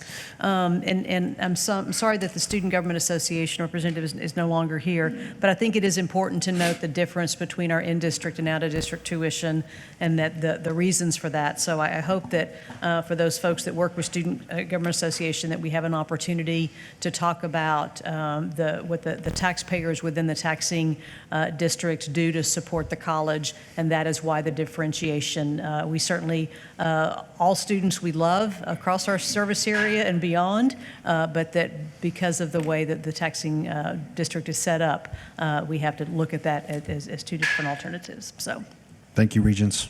thank you. All right, moving on, Mr. Garcia is also going to introduce our presentation on our quarterly investment report. So, Madam Chair, members of the board, today we have Mr. David McElwain from Patterson Group, a member of the Meter Investment Company, who will discuss the college's investment performance and strategies with a backdrop to today's economic conditions. Following the presentation, there is an action item for the board's consideration. Welcome, Mr. McElwain. Good afternoon, everybody. It's good to be back reporting to y'all. Obviously, there's a lot going on in the markets. We're looking in the rearview mirror. We had CPI numbers reported today, which are kind of confirming what the Fed has been telling the markets.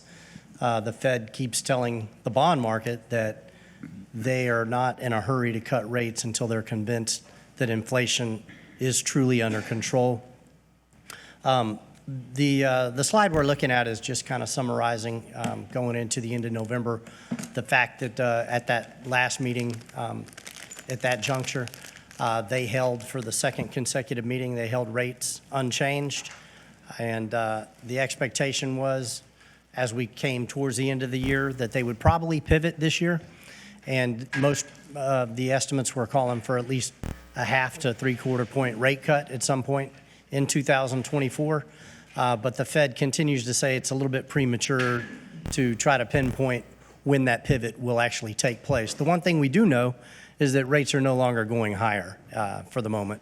The only thing that would throw a wrench into that picture would be some unforeseen spike up in the inflation rates again.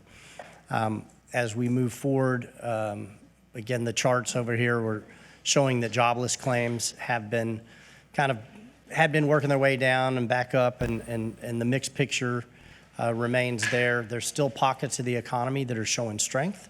There are other parts of the economy that are showing a slowing down, if you will. The employment numbers are slowing down. Even here from the Dallas Fed Reserve, they're stating that growth is moderating a little bit here in the state, although we're well above the national rate of growth. Again, as of the end of November, rates had begun to retreat from the October highs in anticipation of the pending rate cuts to come. And you can see that we've been now in an inverted yield curve going on 21 months now. And the blue line ending in November just shows that now the highest yields are the shortest part of the curve. The 90-day T-bill is now the highest yield, and it begins to just cascade down 6 months, 12 months, and so on and so forth. And as we closed out the year, the last Fed meeting in December, the market started getting a little enthusiastic, thinking that the actual Fed, not the Federal Reserve, but most Federal Reserve members were thinking 3/4 of a basis point cut by the end of this year. But the actual Fed funds futures at one point were predicting as many as 6 rate cuts coming up. They're kind of backing off on that on the CPI numbers today, and I'll go over that in just a few. But looking specifically at the portfolio of the college, we ended November 30th. The weighted average maturity was slightly less than a year. The weighted average yield on the portfolio continues to climb. It rose over 0.5%, and it will continue to do so as the lower yielding securities in the portfolio will continue to mature out and will be redeployed at these current higher market rates. So that's the good news. The weighted average yield when you combine all 3 months of the quarter was slightly under 2%. And you can now see that we are starting to build up some cash balances from those things that have matured. We let the liquidity build back up in the investment pools, which have the highest yields relative to everything else in the marketplace. But we concluded with almost 30% of the portfolio in overnight liquidity in the investment pools, which are averaging around 5.5% yield right now. You can see that the preponderance of the maturities are inside of 1 year, with just a sliver of the portfolio, about $5 million, matures out between 1 and 2 years. We'll continue to take advantage of reinvesting. Probably right now we've been focused on staying inside of a year where the rates are a little more advantageous than going further out until we maybe get a little better feel for when the Fed is actually going to pivot in their language.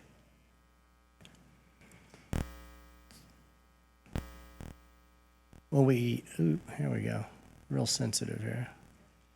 So when we look at the sub-portfolio and we look past,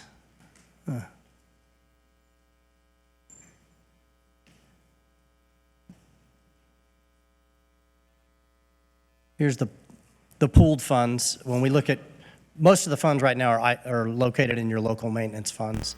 There's a little bit in the debt service funds, the INS funds. At the end of the quarter, The book value and market value were, 94 and 93 million respectively. Weighted average maturity of those funds and those portfolios were 160 days. The yield slightly above 2.5%. And you can see the benchmark Treasury sitting at 5.5%. That's continuing to come down. That Treasury yield right now on the 6-month has dropped down to about a 5.34 as we speak. The highest yield being that 3-month T-bill is about a 5.38. Naturally, we're starting to see the pool rates trickling down as a result of the things that are maturing in the pools are having to get reinvested at these slowly trickling down rates again. But the total earnings for the quarter, when you compare quarter one to quarter one a year ago, there was a slightly larger amount in that combined portfolio last year. And you can see the net interest income there was just under $350,000 versus currently it's risen up to over $420,000. That trend should continue. And then breaking the portfolio down by asset category, you can see that 44% of the portfolio in November was in agency notes. You see how that declined from 60%? That's because those agency securities with the lower yields that did mature, we simply had them sweep over into the highest yielding bucket, which is the LGIP. And you saw that was where the largest increase occurred. The LGIP went from 4% to 28%.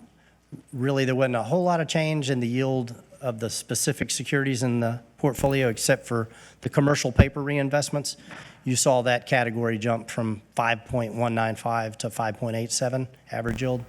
And then the pools themselves, you can see they rose from 547 to 556. Everything else was just minimal change.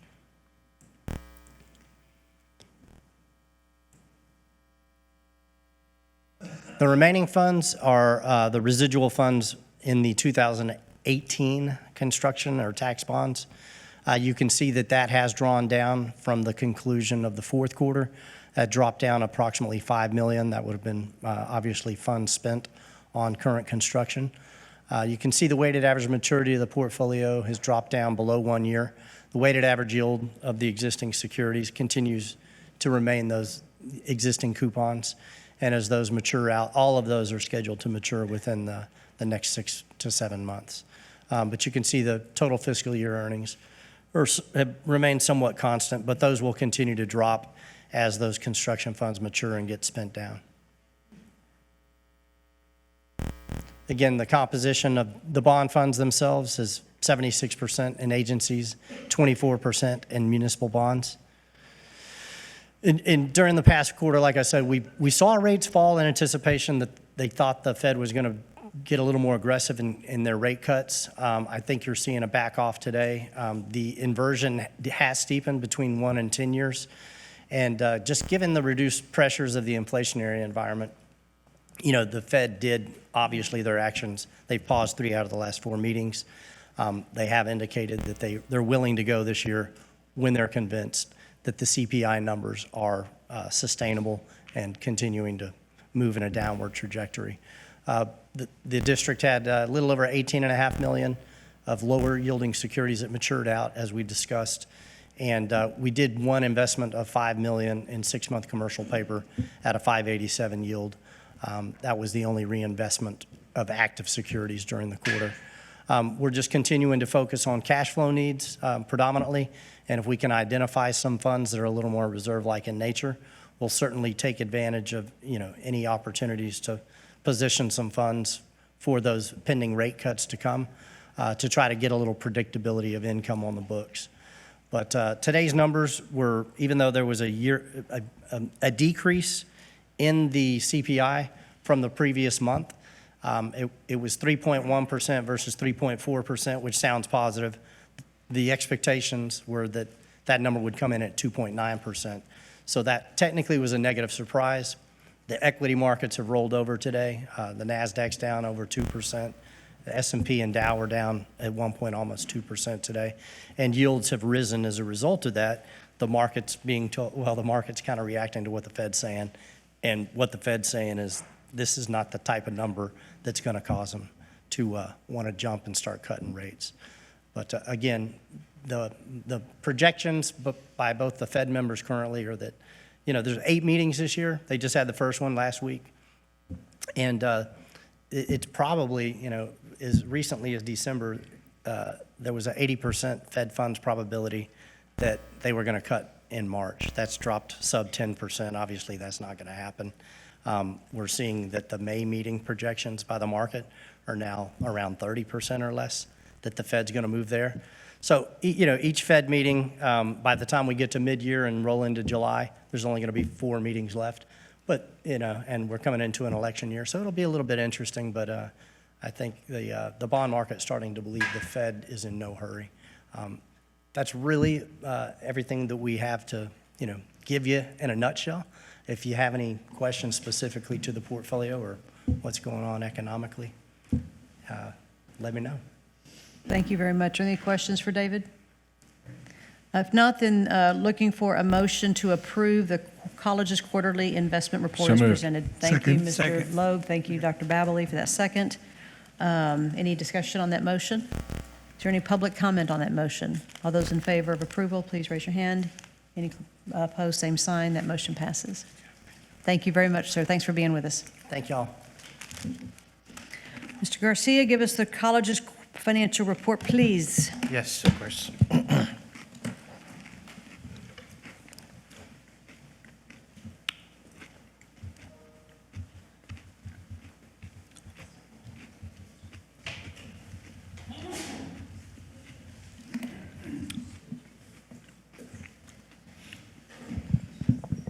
Okay, so the college is in good, sound financial footing for the 3 months ending November 2023. The college's financial operating results is trending above prior year's results with a reported income available from operations of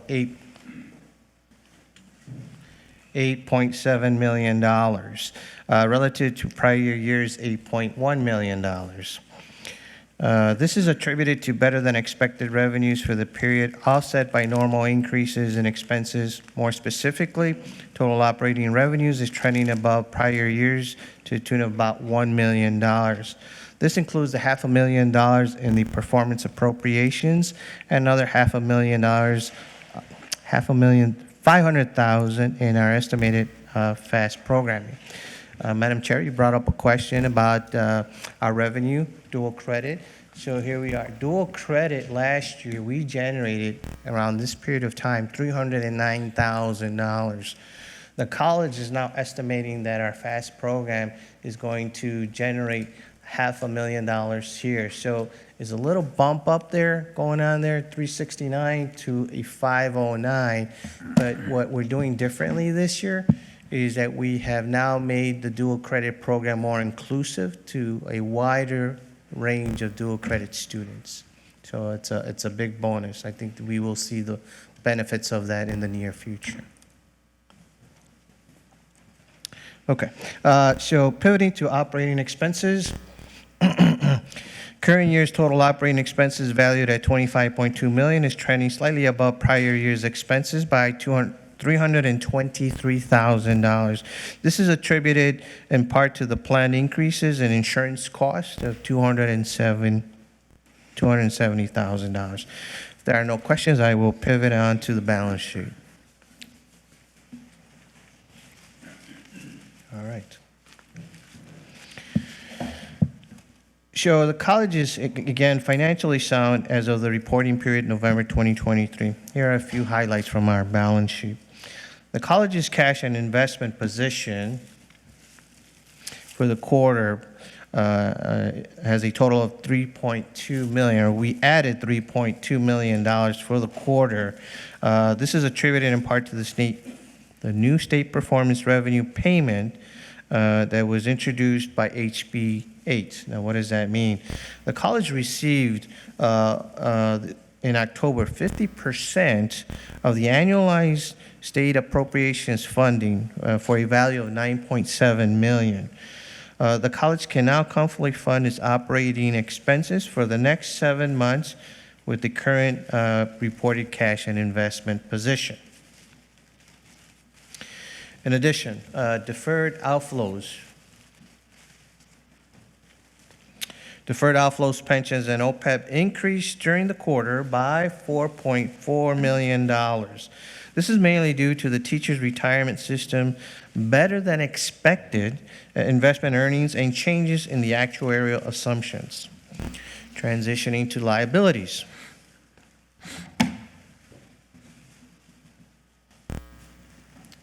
Liability section.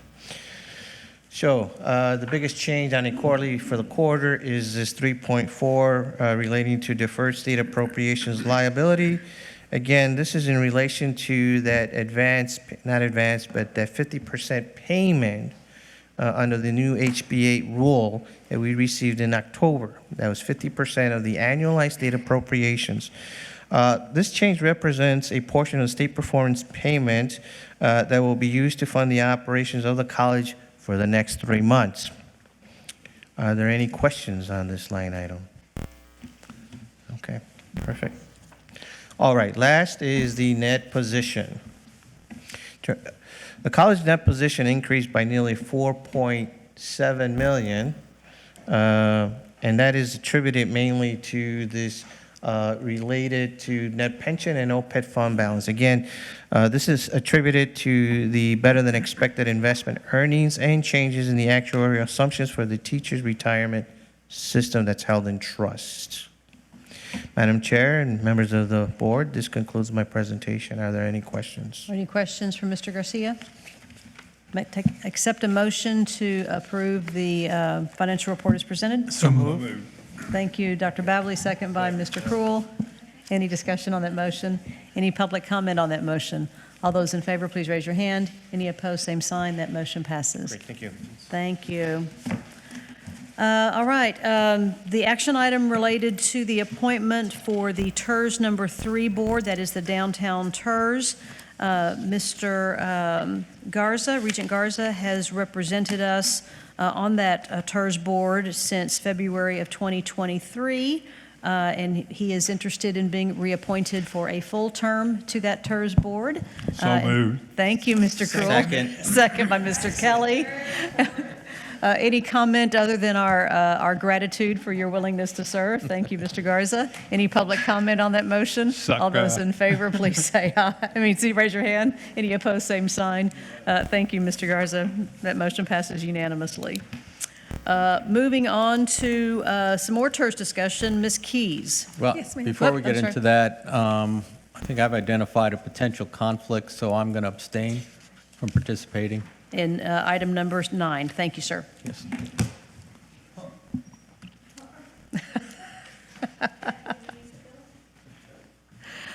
Ms. Keys. Okay, thank you very much, Board.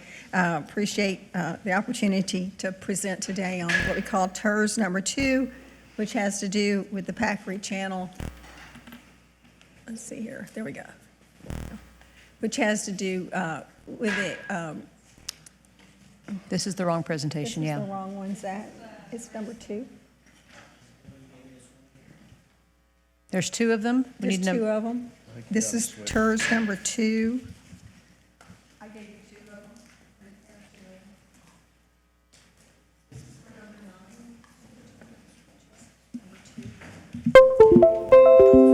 them. Sure, no, I'm good.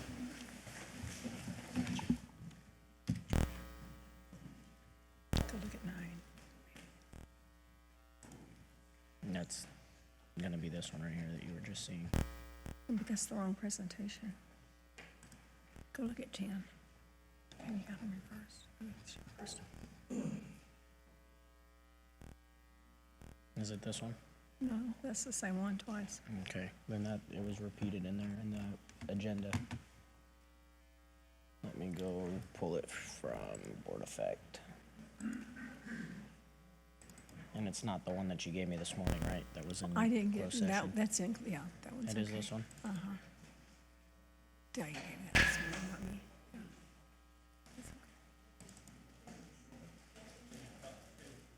This one? That's it. Thank you. Thank you, Zach. So those folks are getting an extra soft drink or something, that's great, but we're going to bring our attention back to Ms. Keys to give us a presentation on TIRZ number 2. Thank you very much. I apologize for the technical issue there. We're straight now.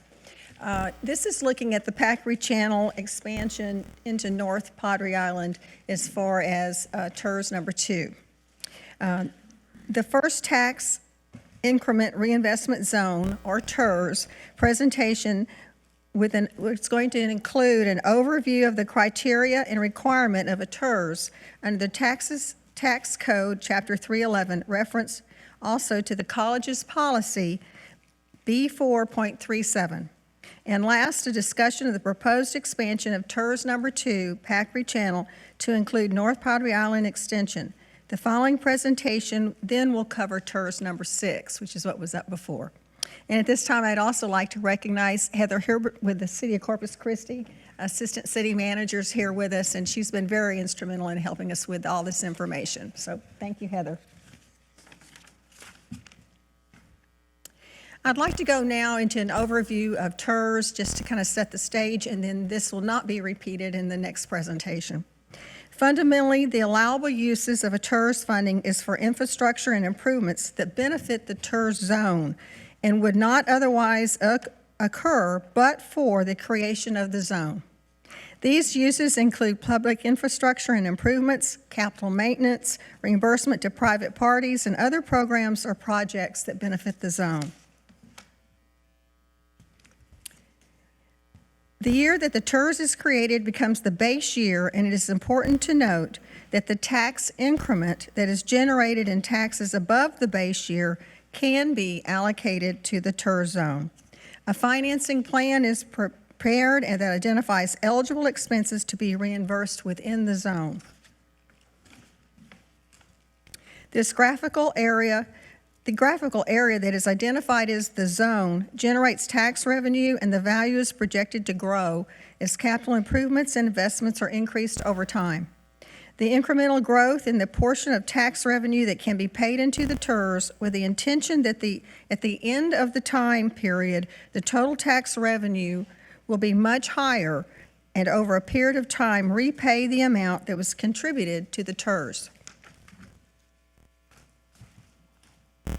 The financing plan identifies the allowable expenses and is approved by the TIRZ board and generally the city council. The college has participated in 5 TIRZ beginning in 1983 with the Bayfront area and most recently with number 5. As you see, the percentage of participation has varied from the beginning at 100% and phasing down to 20% depending upon the projects. Also, the board policy states that the college will only participate in a 10-year increment, even though the TIRZ may be longer for the city or county. TIRZ number 2 began in 2001 for the development of North Padre Island and the Packery Channel. The college participated during the first 10 years and has not contributed to the fund since 2011. The county and city have continued with the fund, and due to the expanded investment, the college is being asked to participate again. It is anticipated that the future development will be approximately $2 billion over the next 12 years and include Whitecap Preserve, Lake Padre, and other projects. This map shows the TIRZ boundaries coming from Park Road 22 and extending out to Texas 361. The red portion indicates the original boundaries. Now we're looking at adding the blue boxes at the top and then the white box to the left, which is the county property, and then the smaller box to the right that's there in the middle of the map, or right here. So these are the 2 large portions that are being added, plus the blue.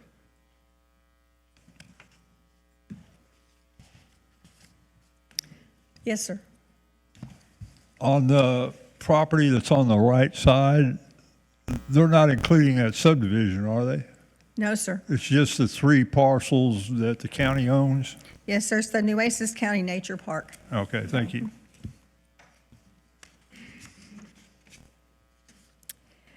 The specific projects are listed here in 5 phases and project out over time over the next 12 years. I wasn't going to read all these, they're all up here for your consideration.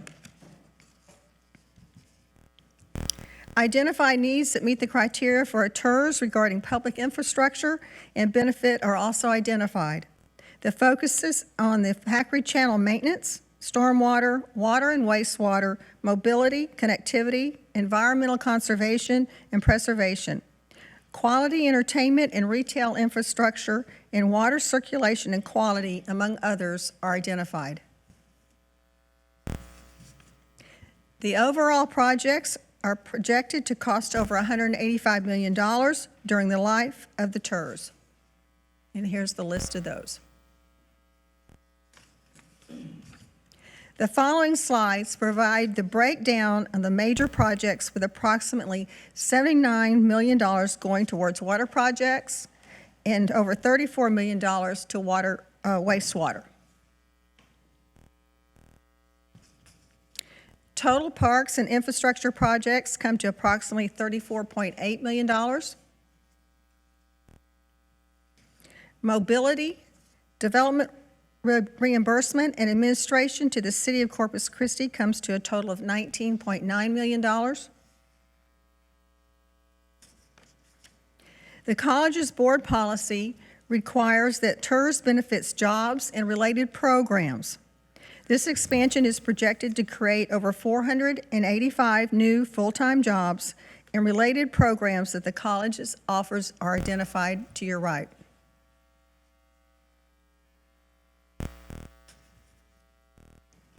In reviewing the first 10 years of the TIRZ beginning in 2001 to 2011, the net gain to the college was approximately $345,000. It would be noted that the base amount from 2001 began at over $81.8 million. This slide shows that the next slide shows that the new base amount, if the board approves moving forward, would be $361 million. This is the chart that's going to demonstrate where we stand as financially. The proposed tax contributions using the 2024 projected base value of $761 million with an incremental increase of $76 million for a total valuation of $837 million provides for a tax contribution of $180,443 going across the top line. Calculation on the if you look at the calculation on the top column B, the heading percent B is a percentage at 100% for the first 5 years and decreasing to 50% the following 5 years, resulting in a total contribution to over $13.3 million. This brings the most benefit to the overall projects. We are showing two payment structures, A and B. However, in response to the request from the city to contribute $13.9 million, we used the contribution B column of 13.3, which came out closest to what we were requested. Any questions at this point? I do have a question about the reimbursement, the developer reimbursement for Lake Padre. They've already spent that money and are now asking to be reimbursed, or is that, I don't understand that line item. Something you could add to? Hello, thanks for being here. Hi, Heather Holbert, Assistant City Manager for the city. So that is that would not be reimbursed until the developer actually performs. So there is an agreement in place that we would reimburse up to $17.8 million for public infrastructure within Lake Padre. So that primarily consists of the boardwalk that would go around the lake, 2 pedestrian bridges which would cross the canal connecting the north side to the south side, along with a golf cart walking path, mobility path that would go along Park Road 22 for the length of the development. So all of our developer reimbursements are all of the developer agreements are on a reimbursable basis. And so they have to have an agreement in place before they start work. And then those funds are not reimbursed until after work is completed and accepted. And then that is only from, portions of those are only from the increment that development would create, not from the general TIRZ. And everything else on the TIRZ plan is, the city is responsible for the implementation of everything else on the plan? Primarily. So there is also developer agreements with the Whitecap development. And so there has been $24.5 million worth of investment also in that development. Those are developer reimbursements also. And so those are for public infrastructure within the development, including the preserve area, pedestrian bridges, kind of park developments of the living edge parks that are going to go along those canals. And so all public infrastructure. And so primarily, so those are the two developer agreements we have in place. We do have allocations that we can participate with other developments as they come along. But a lot of the infrastructure, yes, that would be primarily the city doing that or partnering. Like we have partnered with Ashlar Development, who's doing Whitecap to do some of the work on the affluent water line, doing some of those repairs, along with the council just approved, the board and the council just approved some scour protection on some of the bridges along the canals that we're going to partner with them to do that work on our behalf. Okay. Thank you. Sure. Any other questions for Ms. Holberg while she's here? Yeah. Going back to the first slide, the but-for clause and the TIRZ,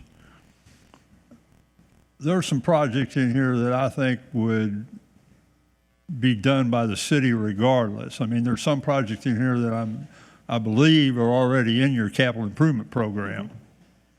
So how does that jive with the but-for clause in the TIRZ law language? Sure. So a lot of those are to support that development that would occur. So when you're looking at increased water capacity, drainage capacity, things like that, that helps support that development that is occurring using the but-for principle. So that is in support of that. Well, can you go to that list? The water one? I think it's no, the next one. The detail list. Sure. Wastewater line and manhole replacements, I think that's probably, that's a maintenance item. That would be done regardless. Repairs to the Whitecap Basin, lift station repairs, that's an ongoing thing. Sure. And Aquarius lift station, you know, those things, the water line replacements, I just have a hard time seeing how those fit into the but-for clause. Sure, sure. So by the statute, these are allowable to be able to use for TIRZ funds. And these are not, just because they are listed, these are potential projects. There has not been committed. So when we were fleshing out the project and financing plan, these are projects that could be considered. And actually what we did is that, you know, we put dollar amounts in there that we could spend up to. But we have not committed to doing these projects. These are just projects that would be eligible under the TIRZ. And so those, you know, those can change. As I think it was mentioned earlier, the project and financing plan is a living document. And so as those needs evolve, they can, projects can roll on and off. I understand the living document because the original intent of the TIRZ was strictly related to Packery Channel and associated improvements. And it's grown since then. Exactly. In the next 20 years, we did change the focus a little bit. While it is still focused on the ongoing maintenance and capital improvement at Packery Channel, we've expanded the use. You probably can't answer this question, but in the original funding plan, there was supposed to be a restroom at Packery Channel that's never been built. Yes. So actually there are restrooms that are being designed right now right there for Zahn Road that will be able to be accessed from Packery Channel. Okay. Any other questions for Ms. Holbert? I can answer Carl on the bathroom. Okay. One of the issues with the bathroom was always how to build it.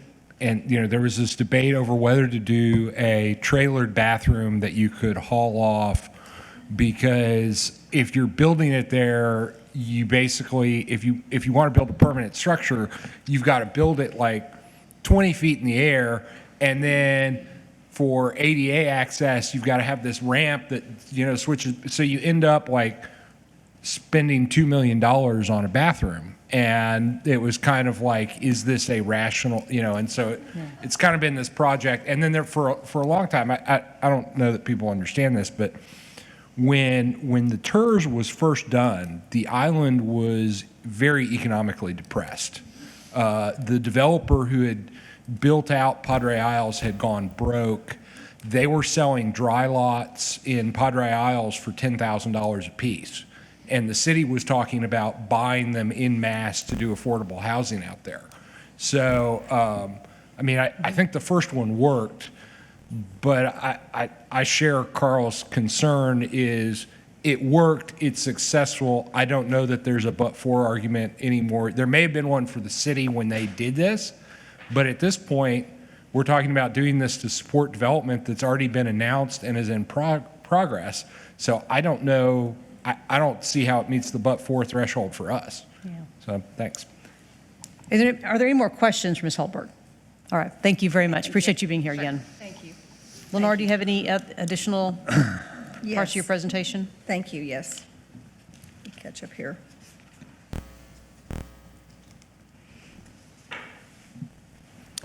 If the college were to participate, this summarizes the previous slide.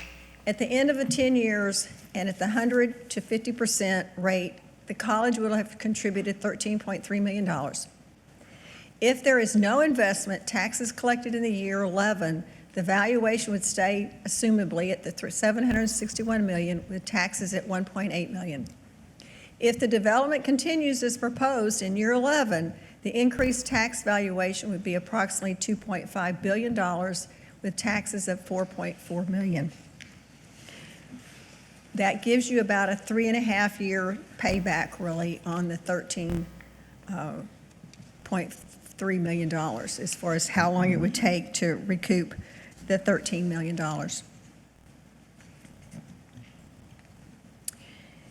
Based on the projected growth, evaluation, and zones, the most beneficial participation to the college is for the next 10 years at 100% for the first 5 years and 50% for the following 5 years, with a maximum contribution of up to $13.4 million.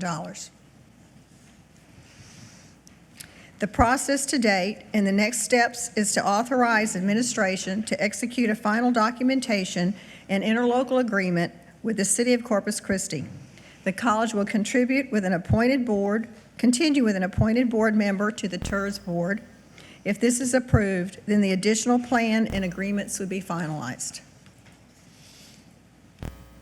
Then the consideration is to authorize administration to execute final documentation and interlocal agreement with the City of Corpus Christi for the college to participate in TIRZ number 2 for 10 years at 100% for the first 5 years, 50% for the next 5 years, with a maximum contribution of $13 million.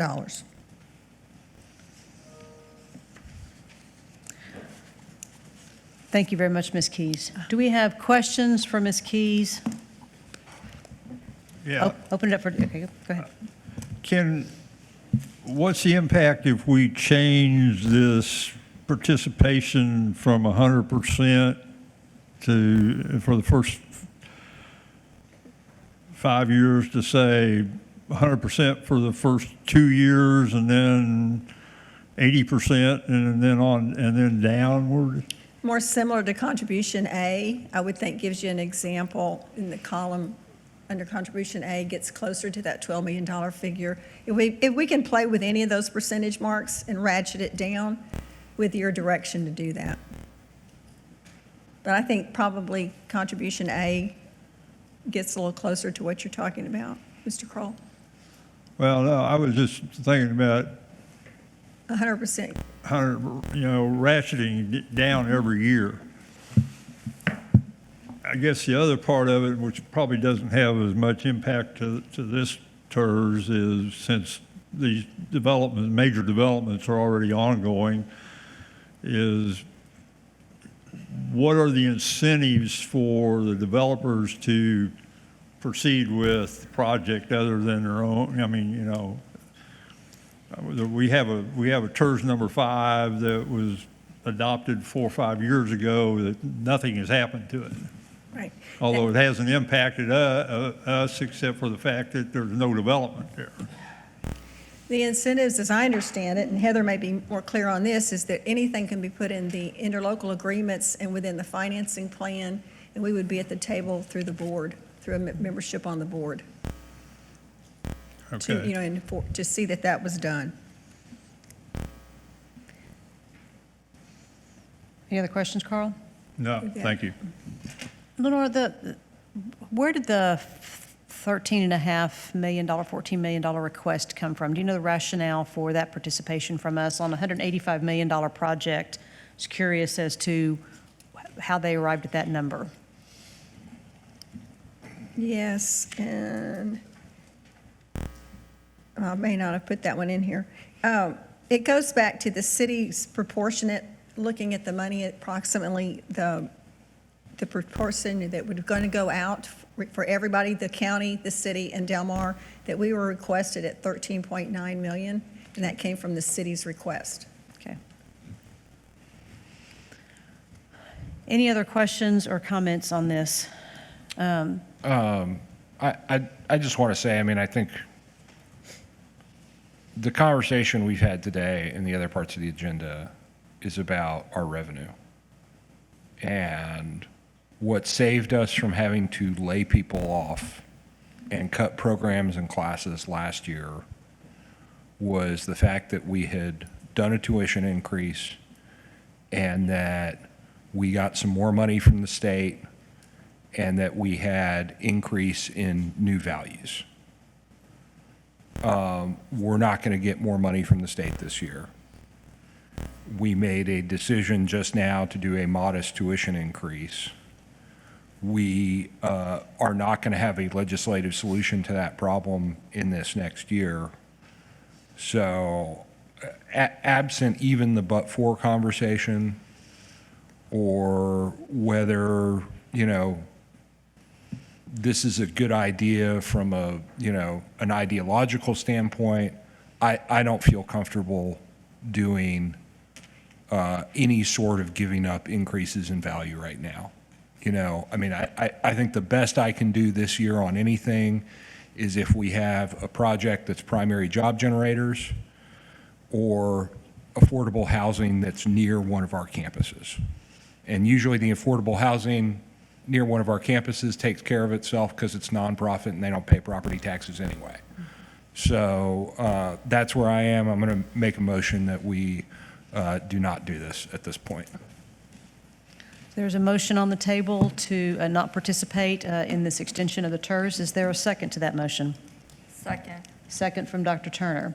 So the discussion we have, is there a discussion on that motion? Any additional comments or questions for Mr. Loeb or discussion on that motion?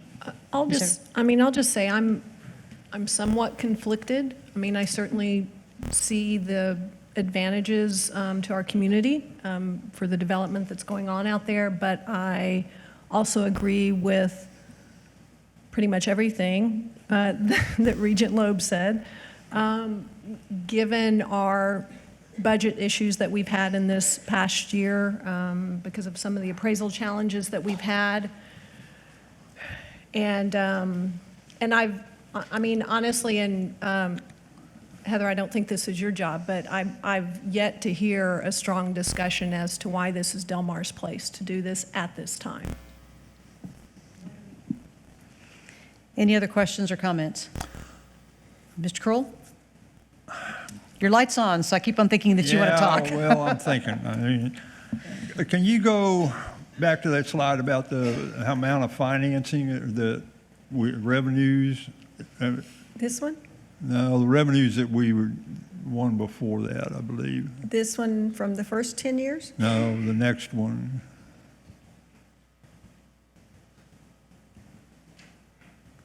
Where you say how much money we're going to make in 3 years? Yeah. At the end of the time? Yeah, Yes, there sir. you go. This one.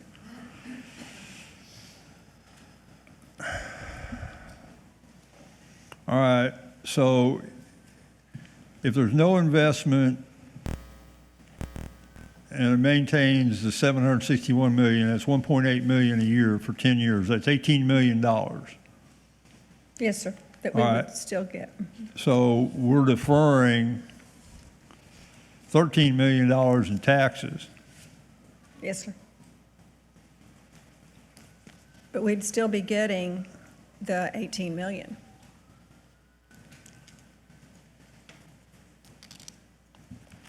Go back. Yeah. Well, we still receive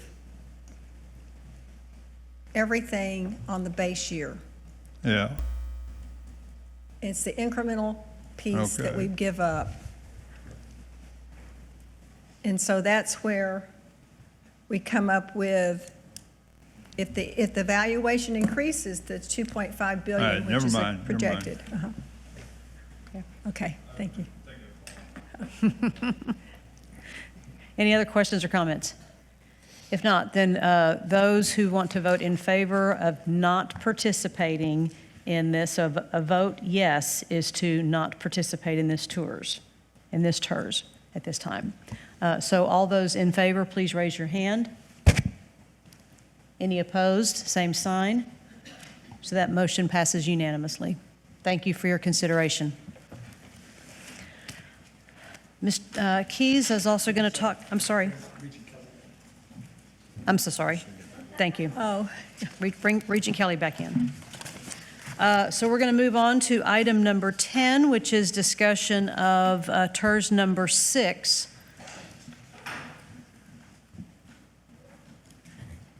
And Ms. Keys is also going to present that to us. Yes. I'll wait for Mr. Kelly. Okay.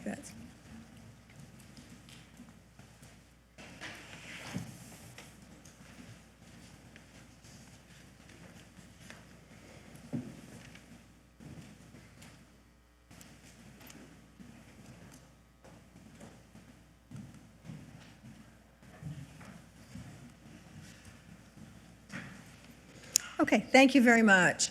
Under TIRZ 6, the tax increment reinvestment zone number 6 is for Barisi Village, which includes the redevelopment of Faro Valley Golf Course and the related area. This is a developer-requested TIRZ, which is different from TIRZ number 2, which was requested by the City of Corpus Christi.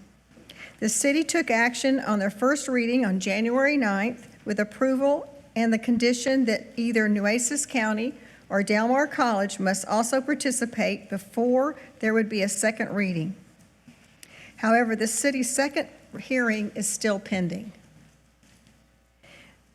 Nueces County subsequently voted to join in on February 7th and to contribute up to $13 million. Their interlocal agreement is still pending with the city and is being worked out. The following information will cover an overview of the 5 phases of the project and the public benefit and the impact to the college.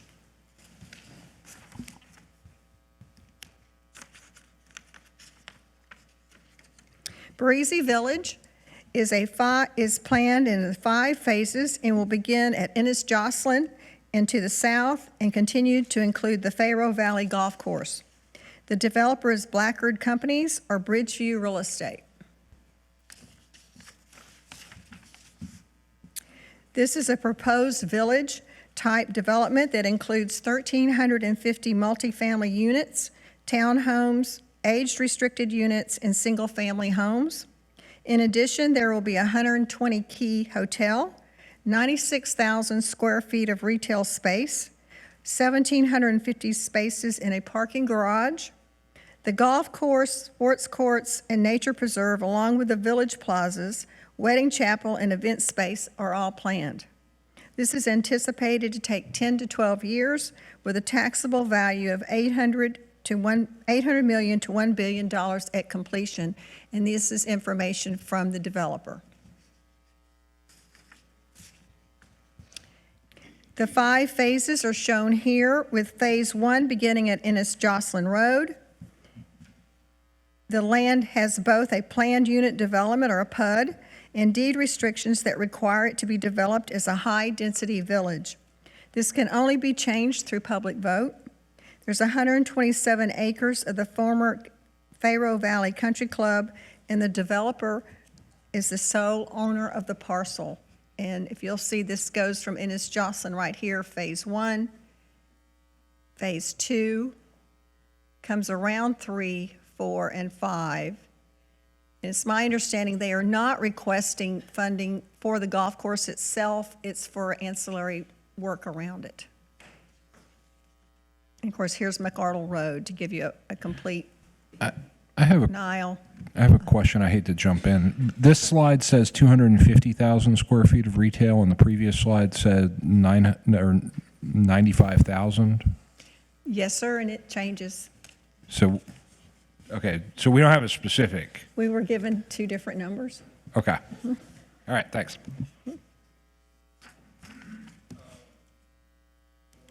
While we're there, on this slide, on Yes, sir.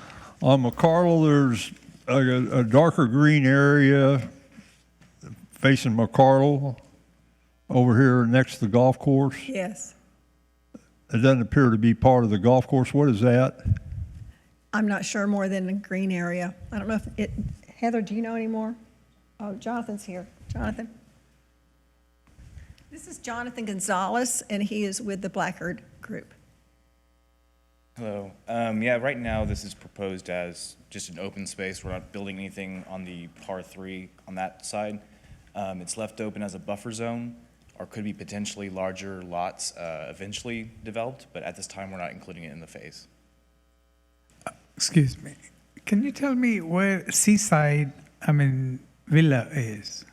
Those condominiums which Let's see, there's condos border down here, on Innis Jocelyn. and then you have the apartments here, Is that it? and there's more over here. Okay, thanks. Thank you, Jonathan.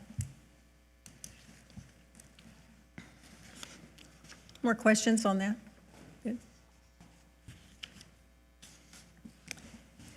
The requests from the developer range from structured parking, landscaping, wayfinding, traffic and street improvements, parks, public restrooms, public safety, and public sewers, storm and water infrastructure. And there's much more detail in each of these blocks as far as each area.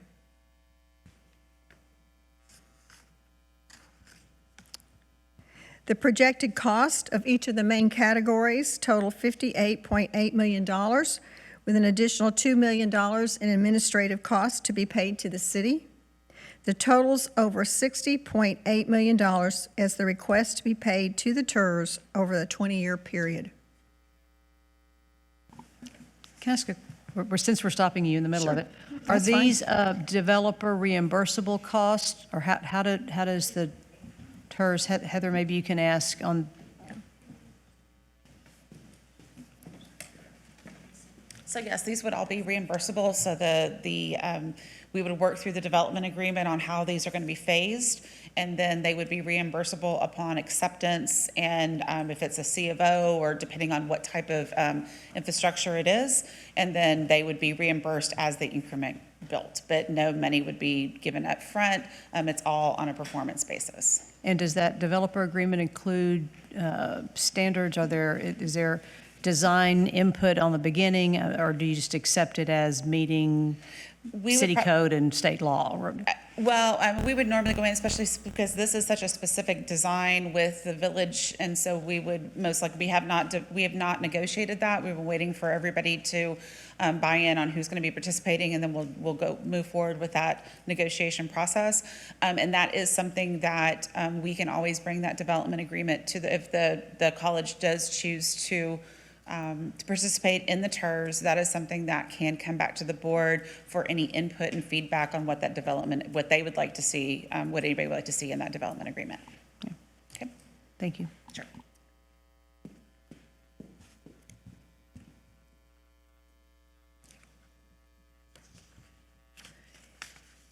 Del Mar policy on TIRZ requires the creation of jobs in a relationship to the programs offered by the college. The direct jobs are projected to be over 2,500 construction jobs and 819 full-time jobs at the completion of the project. Related programs range from management and marketing to culinary arts and hospitality, and include public safety, just to name a few.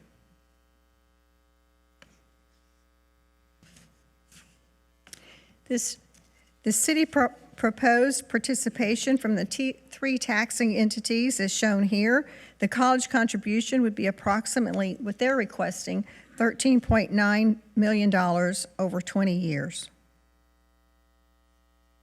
And presently, the city has committed to $32 million, if assuming it goes through that on first reading. This is not finalized.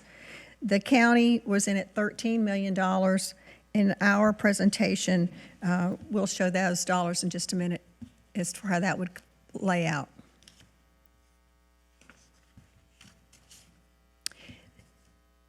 Del Mar College policy on TIRZ specifies that a commitment can only be made in 10-year increments.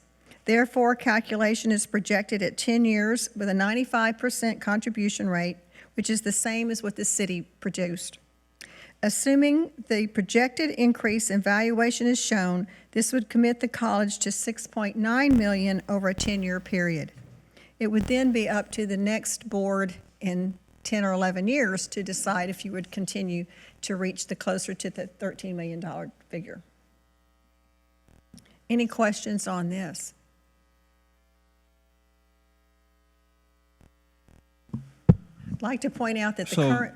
So they are going to invest almost $28 million in the next year and a half? I assume that most of this is coming off of where the tax valuation has been rated for agriculture, all different types of value. But this is what we were given. It's still vacant land, well, they're not going to, the appraisal won't change that much. No, yeah, I mean, this isn't right, because, I mean, they haven't filed a plat yet, so it's a year and a half, 2 years before they can get a buildable lot out there, even rocket docket. So I get, the question is, where did you obtain these projected value, that projected value column? How was that information obtained? Came from the city's projections. Okay, so this matches their projections? Yes, it does. Okay. Yes. And here comes Heather. Jonathan, do you want to add? So actually, all of this information is provided by the developer, and just to clarify, it's not the city asking for participation. This is, the participation is being requested by the developer. Gotcha. So these were all prepared with information provided by the developer. Okay, but you all based your decision, or the city council based their decision on these same projected value numbers? Yes. Okay. Yeah, and so this tax share actually may slip a little bit. I mean, it's just because it's taken a while, so, but yes, these were the original ones provided by the developer, so. And was there any confirmation questions? Does this, the values just don't seem to match for us, but. Understood. Okay. I think, like I said, this was based off of the phasing that they provided. Okay. We ran the numbers through, and so we based our modeling off of what was provided. It does seem a little aggressive, especially, and like I said, this kind of started, these original numbers started back at the beginning of 2023, and it's taken us a while to get through this process. So I think the developer was anticipating a little bit earlier start date, which would allow for more to be on the ground as of 1/1/25. But I think that, yes, that it may be a little bit slower than what is being presented right now. Okay. So what's the degree of confidence on part of the city on the credibility of the developer? Well, I think the stance that City Council has taken is that this is a reimbursement. The developer has to perform. The increment has to grow for us to be able to reimburse anything. So really, the onus is on the developer to move this project forward. Otherwise, there will be no increment to create that reimbursement. So, yeah. Okay. Any more questions on this slide? So one of the things that came up is that the current value is very low. It's that value because that's what they paid for the land, right? Like 20 cents a square foot? This is what we were given. Okay, so we don't have any information beyond that. Okay. I had heard that the value is based on what the acquisition cost was, so I just want to make sure on that. Thank you. Any other questions?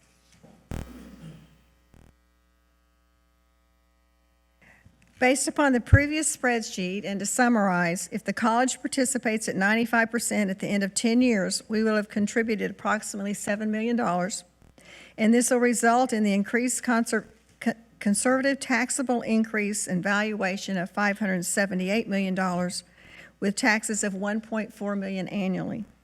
However, if no investment is made in year 11, the valuation will remain basically the same at $1.3 million, with approximately $3,000 in taxes is what we're told we're being collected right now.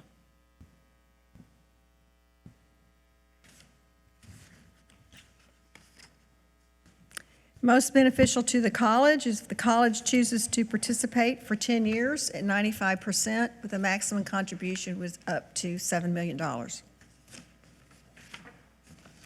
So, Yes, sir. back up to that slide where the contributions.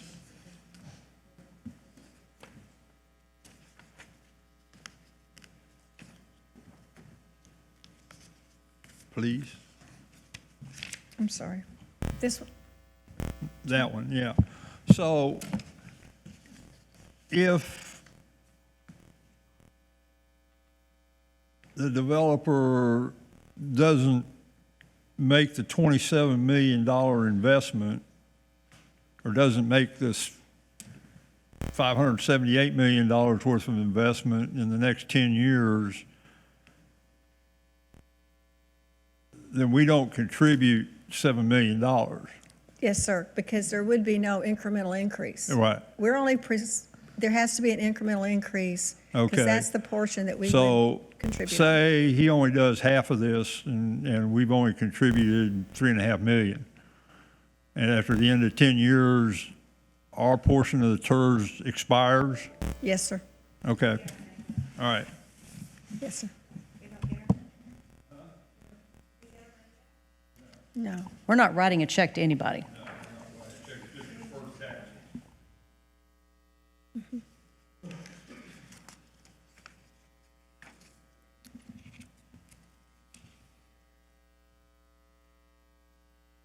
If you decide to participate in the TIRZ, the next step is to authorize administration to execute final documentation and an interlocal agreement with the city. It has been proposed by the developer that the college appoint a member to the TIRZ board.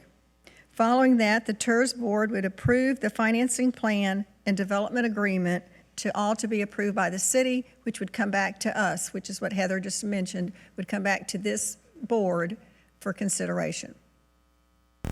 I think what I heard is that they would ask us for input if there's specific things we want in the developer's agreement. Yes. But the board approves the agreement, and then the city council approves the agreement. We don't actually approve a developer agreement. Not the final agreement. Right. Yeah. You have input. So the consideration is to authorize administration to execute final documentation and interlocal agreement with the City of Corpus Christi for the college to participate in TIRZ number 6 for 10 years at 95% with a maximum contribution up to $7 million.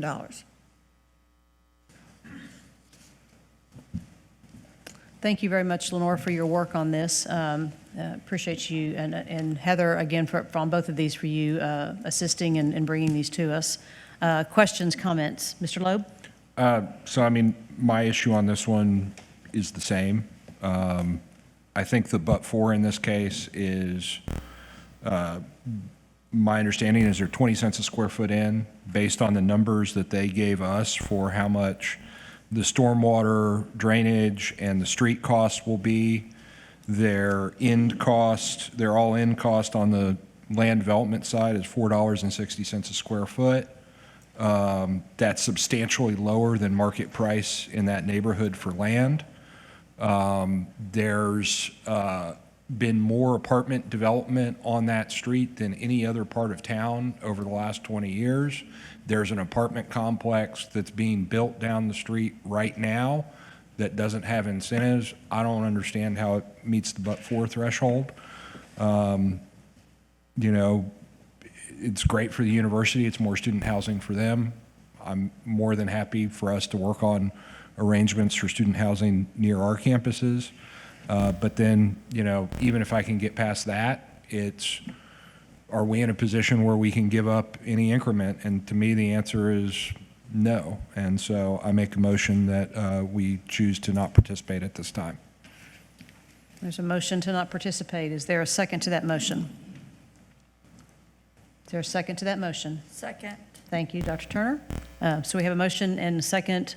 So discussion on that motion. Questions, comments related to the motion to not participate?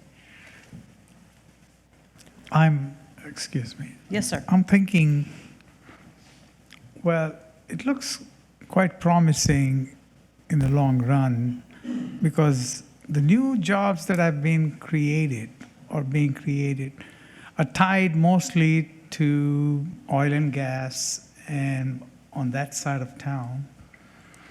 I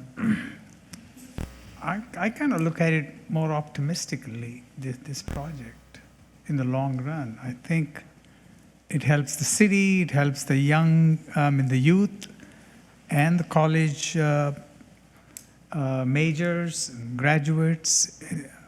I think there's a lot of positives to it, in my opinion.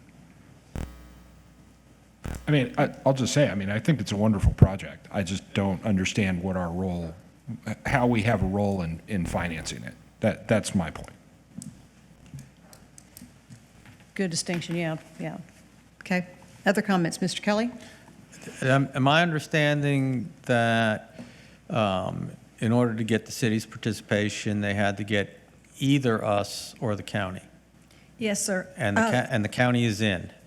The county voted on February the 7th that to admit, for their staff to enter into an interlocal agreement at $13 million for 20 years. However, the interlocal agreement has not been finalized.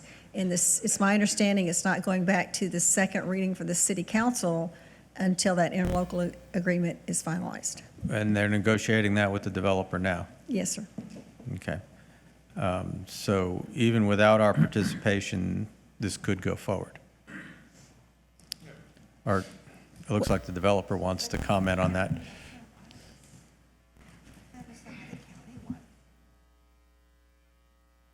Thank you for the question. So the financial model that we put together right now, it's tight, and we need everything that we can get. And so when we were asked for participation, that was based off these numbers, the 13 million, the 20-year. And so if we get the county and the city, I mean, there's a possibility, but it gets very, very difficult. We're heading into rough waters right now with just the financial situation as it's going on. So that was how this was modeled and how this was put into place. So, if that answers your question. Partially. So are you saying that if you don't get this level of still be a greenfield out participation there. from the public entities, you are not going to get your funding? That's correct. So the $7 million we're talking about now doesn't get you there? It doesn't. We were asking for, it either have to be an adjusted percentage for that 10 years or a 20-year participation. And then I would like to make a comment. So the 13 million doesn't really exist at this point. It won't exist until we come in and build. The development has to create that. So it's not necessarily a give, it's a reimbursement. I understand how it works, but what I'm hearing you say is what we're discussing doesn't get you there, and so it's not going to happen. Unless it's modified. If we can make an exception for the policy, or like I said, adjust the rate, but that is what is required. Okay. And then on if I could answer to the property evaluation, the PD that was put in place, the deed restrictions that are in place are for golf or golf course related items only. We had to go back and change the deed restrictions, and the vote was done by the neighbors. They got 82% of that vote positive to modify the deed so that this development can happen. What they want to see is density, parking garages. They don't want to see a sea of parking. You cannot value this property off of a regular garden-style apartment complex. You won't be able to build that there, per the deed restrictions. I'm familiar. I was on the council when we did all this stuff, so I've been on this one longer than you have. By the way, speaking of the policy, our policy requires a, David, if I might ask you Yeah. to hold your question for a Okay. second. Are there any other questions for? okay. All right. Thank you very much, sir. Thank you. Yeah, well, I have a I'm so question sorry. while we're here. I just want to. In the presentation, you talked about 819 full-time jobs.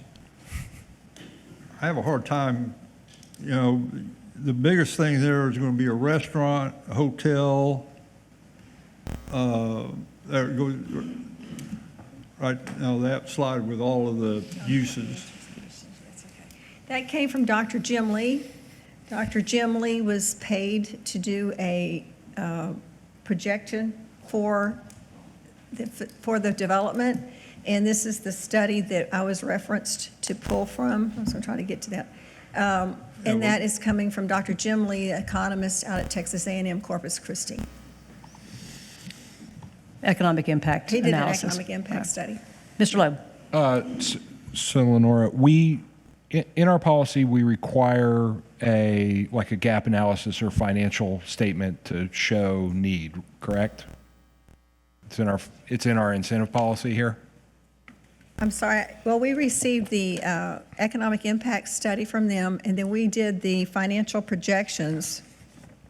But I'm not sure exactly if we're talking about the same kind of.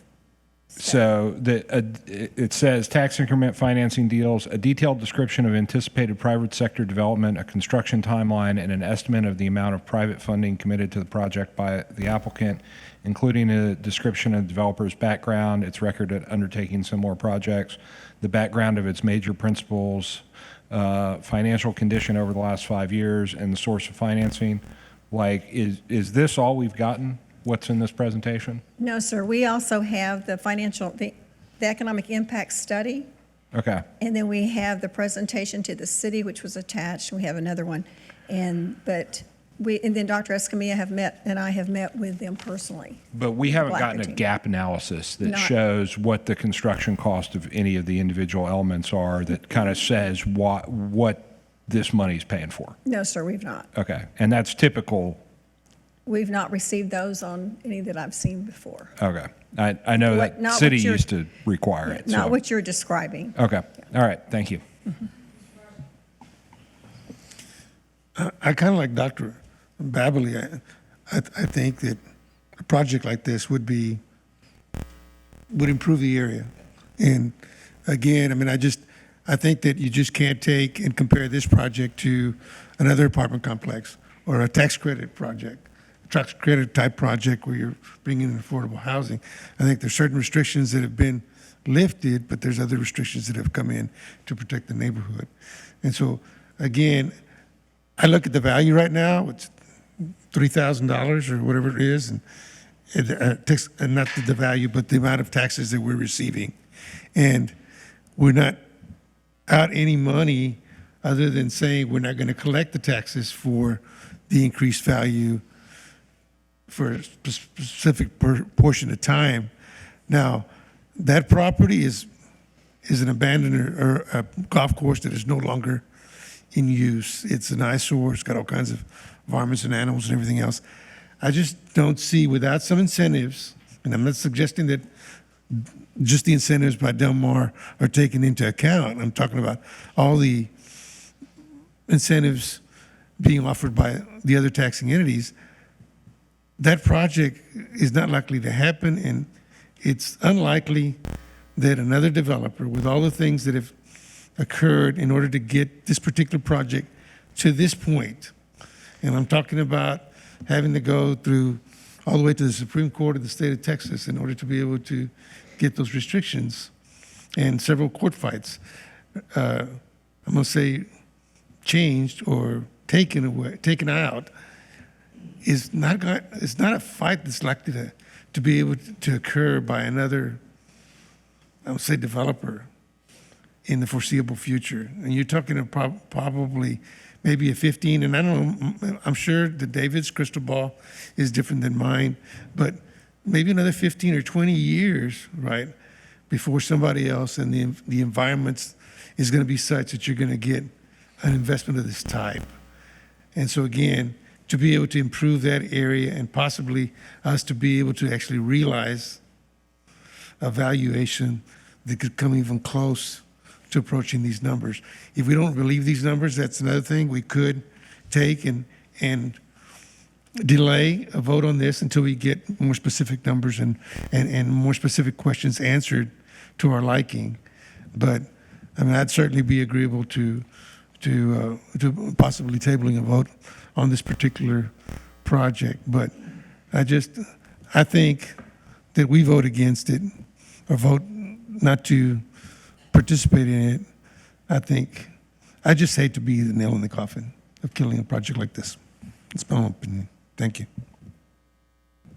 Are there any questions or comments?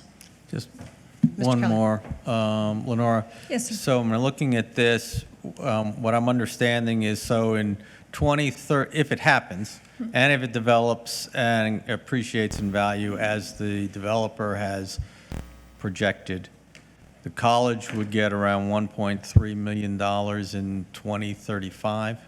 Am I understanding that right? Yes, well, in 2035, we'd get about 1.4 million. Is that what you're thinking, based on the increased valuation? Okay. So this would take approximately 4 to 5 years to make back the 7 million. Well, but our obligation is not to get 7 million. Our obligation, if we voted to do this, would be to let them use the tax money instead of collecting it for 10 years, regardless of what it is. Yes, sir. Or up to 7 million. Up to 7 million on the incremental piece. Right, so if these projections are not optimistic enough, it could happen sooner. It could. Okay. Yeah, it could. One thing I would like to add is that we did run the numbers out for 20 years. We added a 10-year piece to the end to see, and at a declining rate, and it would generate the other $6 million. So they asked for the developer asked for 20 years, a 20-year turf at $13 million. I replied back, we cannot, our policy states 10 years. And I did not get a proposal to change the term, the number of years. Well, I think we heard today that if we don't do the 13 million, they're not going to get their funding, right?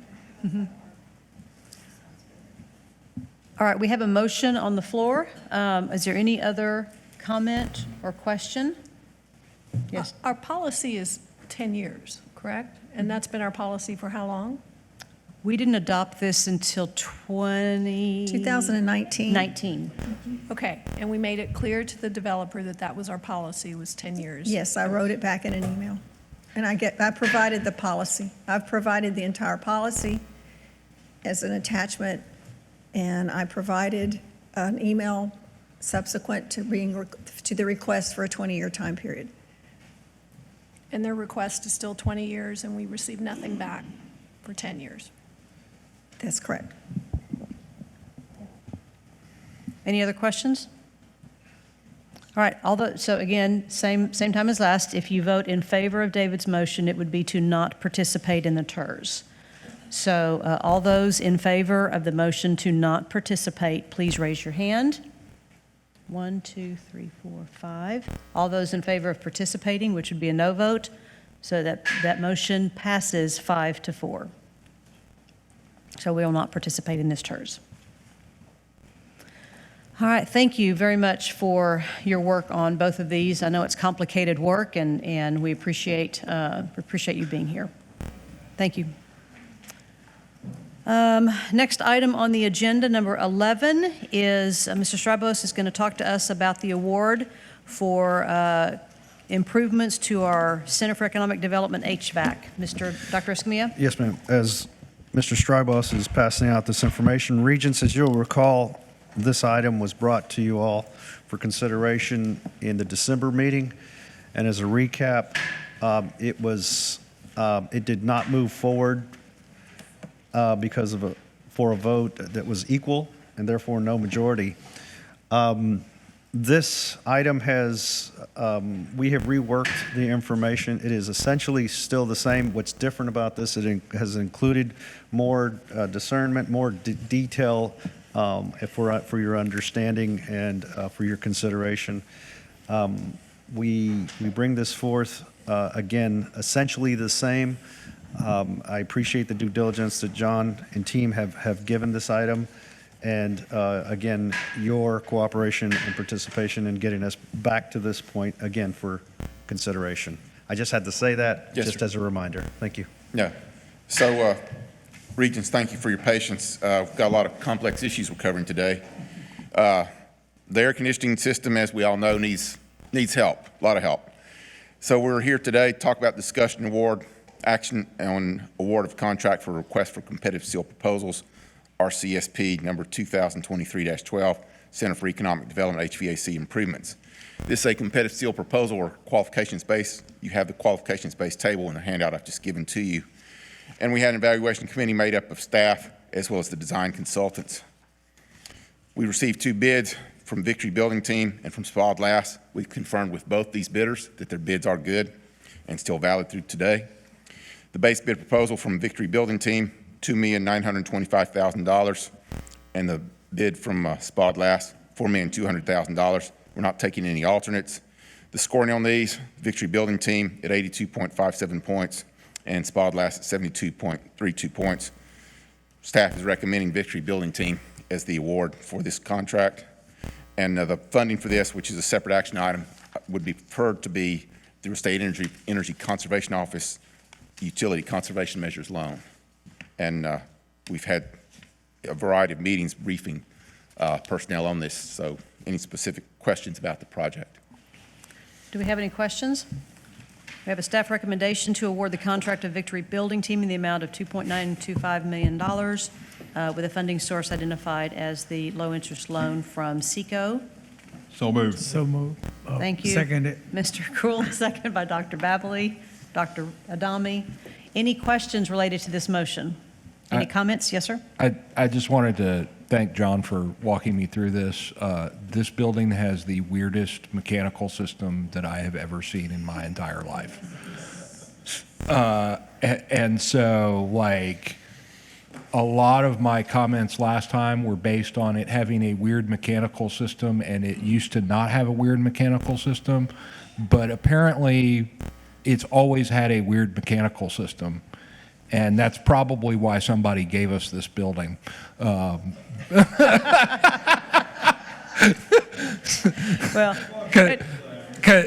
I'll encourage those with expertise. If you see an agenda item, ask questions in advance. And I learned the lesson. You know, I got hung up on some other stuff last time, and it was light on info. So we also had that discussion, and we had a great discussion about putting together a long-term building management plan and things like that, and taking a strategic view of our facilities. So that's great, but I'm ready to vote, and thank you, John, for all your work. Really appreciate it. Yes, sir. Any other questions or comments? Is there any public comment on this motion? Seeing none, all those in favor, please raise your hand. Any opposed, same sign. That motion passes unanimously. Thank you. Now let's move on to how we're going to pay for it. We have an action item related to the cost reduction loan. The State Energy Conservation Office has a low-interest loan program. The current interest rate is 2.5%. That's a fixed rate, and that loan is repaid through energy conservation savings, and so there should be no impacts on our operating budget. I'll work with finance on that, and at this point, we're asking for approval to negotiate the terms and conditions of this loan specifically for this project. There's a request for authorization for the administration to negotiate this loan. So moved. Thank you, Mr. Second. Loeb. Second by Dr. Babley. Any discussion or questions on that motion? Any public comment on that motion? Seeing none, all those in favor, please raise your hand. Any opposed, same sign. That motion passes unanimously. Mr. Strybos, let's talk about annexation. Let's annex some property so we can have some increased tax revenues. I've heard that message today. So the City of Corpus Christi has already annexed this land in accordance with State Texas Education Code, Section 130.066, the automatic annexation of certain territory. In this particular case, on December 12, 2023, the City of Corpus Christi passed an ordinance annexing 19.41 acre section of the County Road 22, located between County Road 51 and County Road 43, annexing approximately 84.368 acres of land per owner petition near the southwest corner of County Road 22 and County Road 49, and rezoning of this land. And so what this translates into is a significant potential increase in property tax revenues for Del Mar College. We have a staff recommendation to annex the property as presented. Is there a motion? So moved. Second. Thank you by Mr. Krull, second by Mr. Loeb. Any questions or comments on that? Yes. I just have one comment that I made on previous annexations in this area. At some point, I think we need to enter into some discussions about annexing the London School District, because there's going to be disparities between students who are in one of these developments and would have in-district tuitions versus his buddy sitting right next to him that lives somewhere else in the district who's paying out-of-district tuition. So the annexation into our service area happens either this way, Right. or by election. But duly noted, Mr. Cole, you Yeah. have brought this up before, and that's a good point. So, Yep. Madam Chair, Well, Mr. I mean, Stribos and I will with move forward with it. these spotty annexations out here are going to continue to occur by the city because our glorious state legislature has hamstrung the city from doing annexations other than by voluntary like this. So I think, it would be worthwhile to enter into some of those discussions with the school district. Duly noted. Thank you, sir. Any other questions or, yes, sir. Any other questions or comments? We have a motion to approve the annexation as presented. All those in favor, I'm sorry, any public comment? Did I ask for that already? I don't see any. All those in favor, please raise your hand. Any opposed, same sign. That motion passes unanimously. And finally, Mr. Stribos, talk to us about interlocal agreement with the City of Corpus Christi. So the City of Corpus Christi has developed an interlocal agreement with local public education districts. It includes Del Mar Community College District, the Cal Allen Independent School District, Corpus Christi Independent School District, Flower Bluff, London Independent School District, Toluca Midway, and West Oso. And what happens with this program, we have to get a building permit. All these school districts do. We have to pay building permit fees. There's a plan review process. What the City of Corpus Christi is committing to through this interlocal agreement is what is referred to as a school team. It's staff that is designated specifically to review these plans. It gives us expedited reviews, expedited building permits.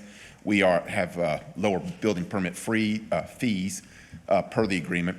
And it also locks into that when we do this, we're tied into the code at the time the bond is passed. So later when they adopt a new code, we're exempt from the newer code. We only apply the code when the bond was passed. And so we have definite savings on time and economic advantages by participating in this interlocal agreement. So we're recommending participation in the interlocal agreement. This addresses building permits. What about, I know zoning is not an issue because we can locate in any zone, but what about platting? I believe platting is part of that also because that is part of the building permit process. Okay.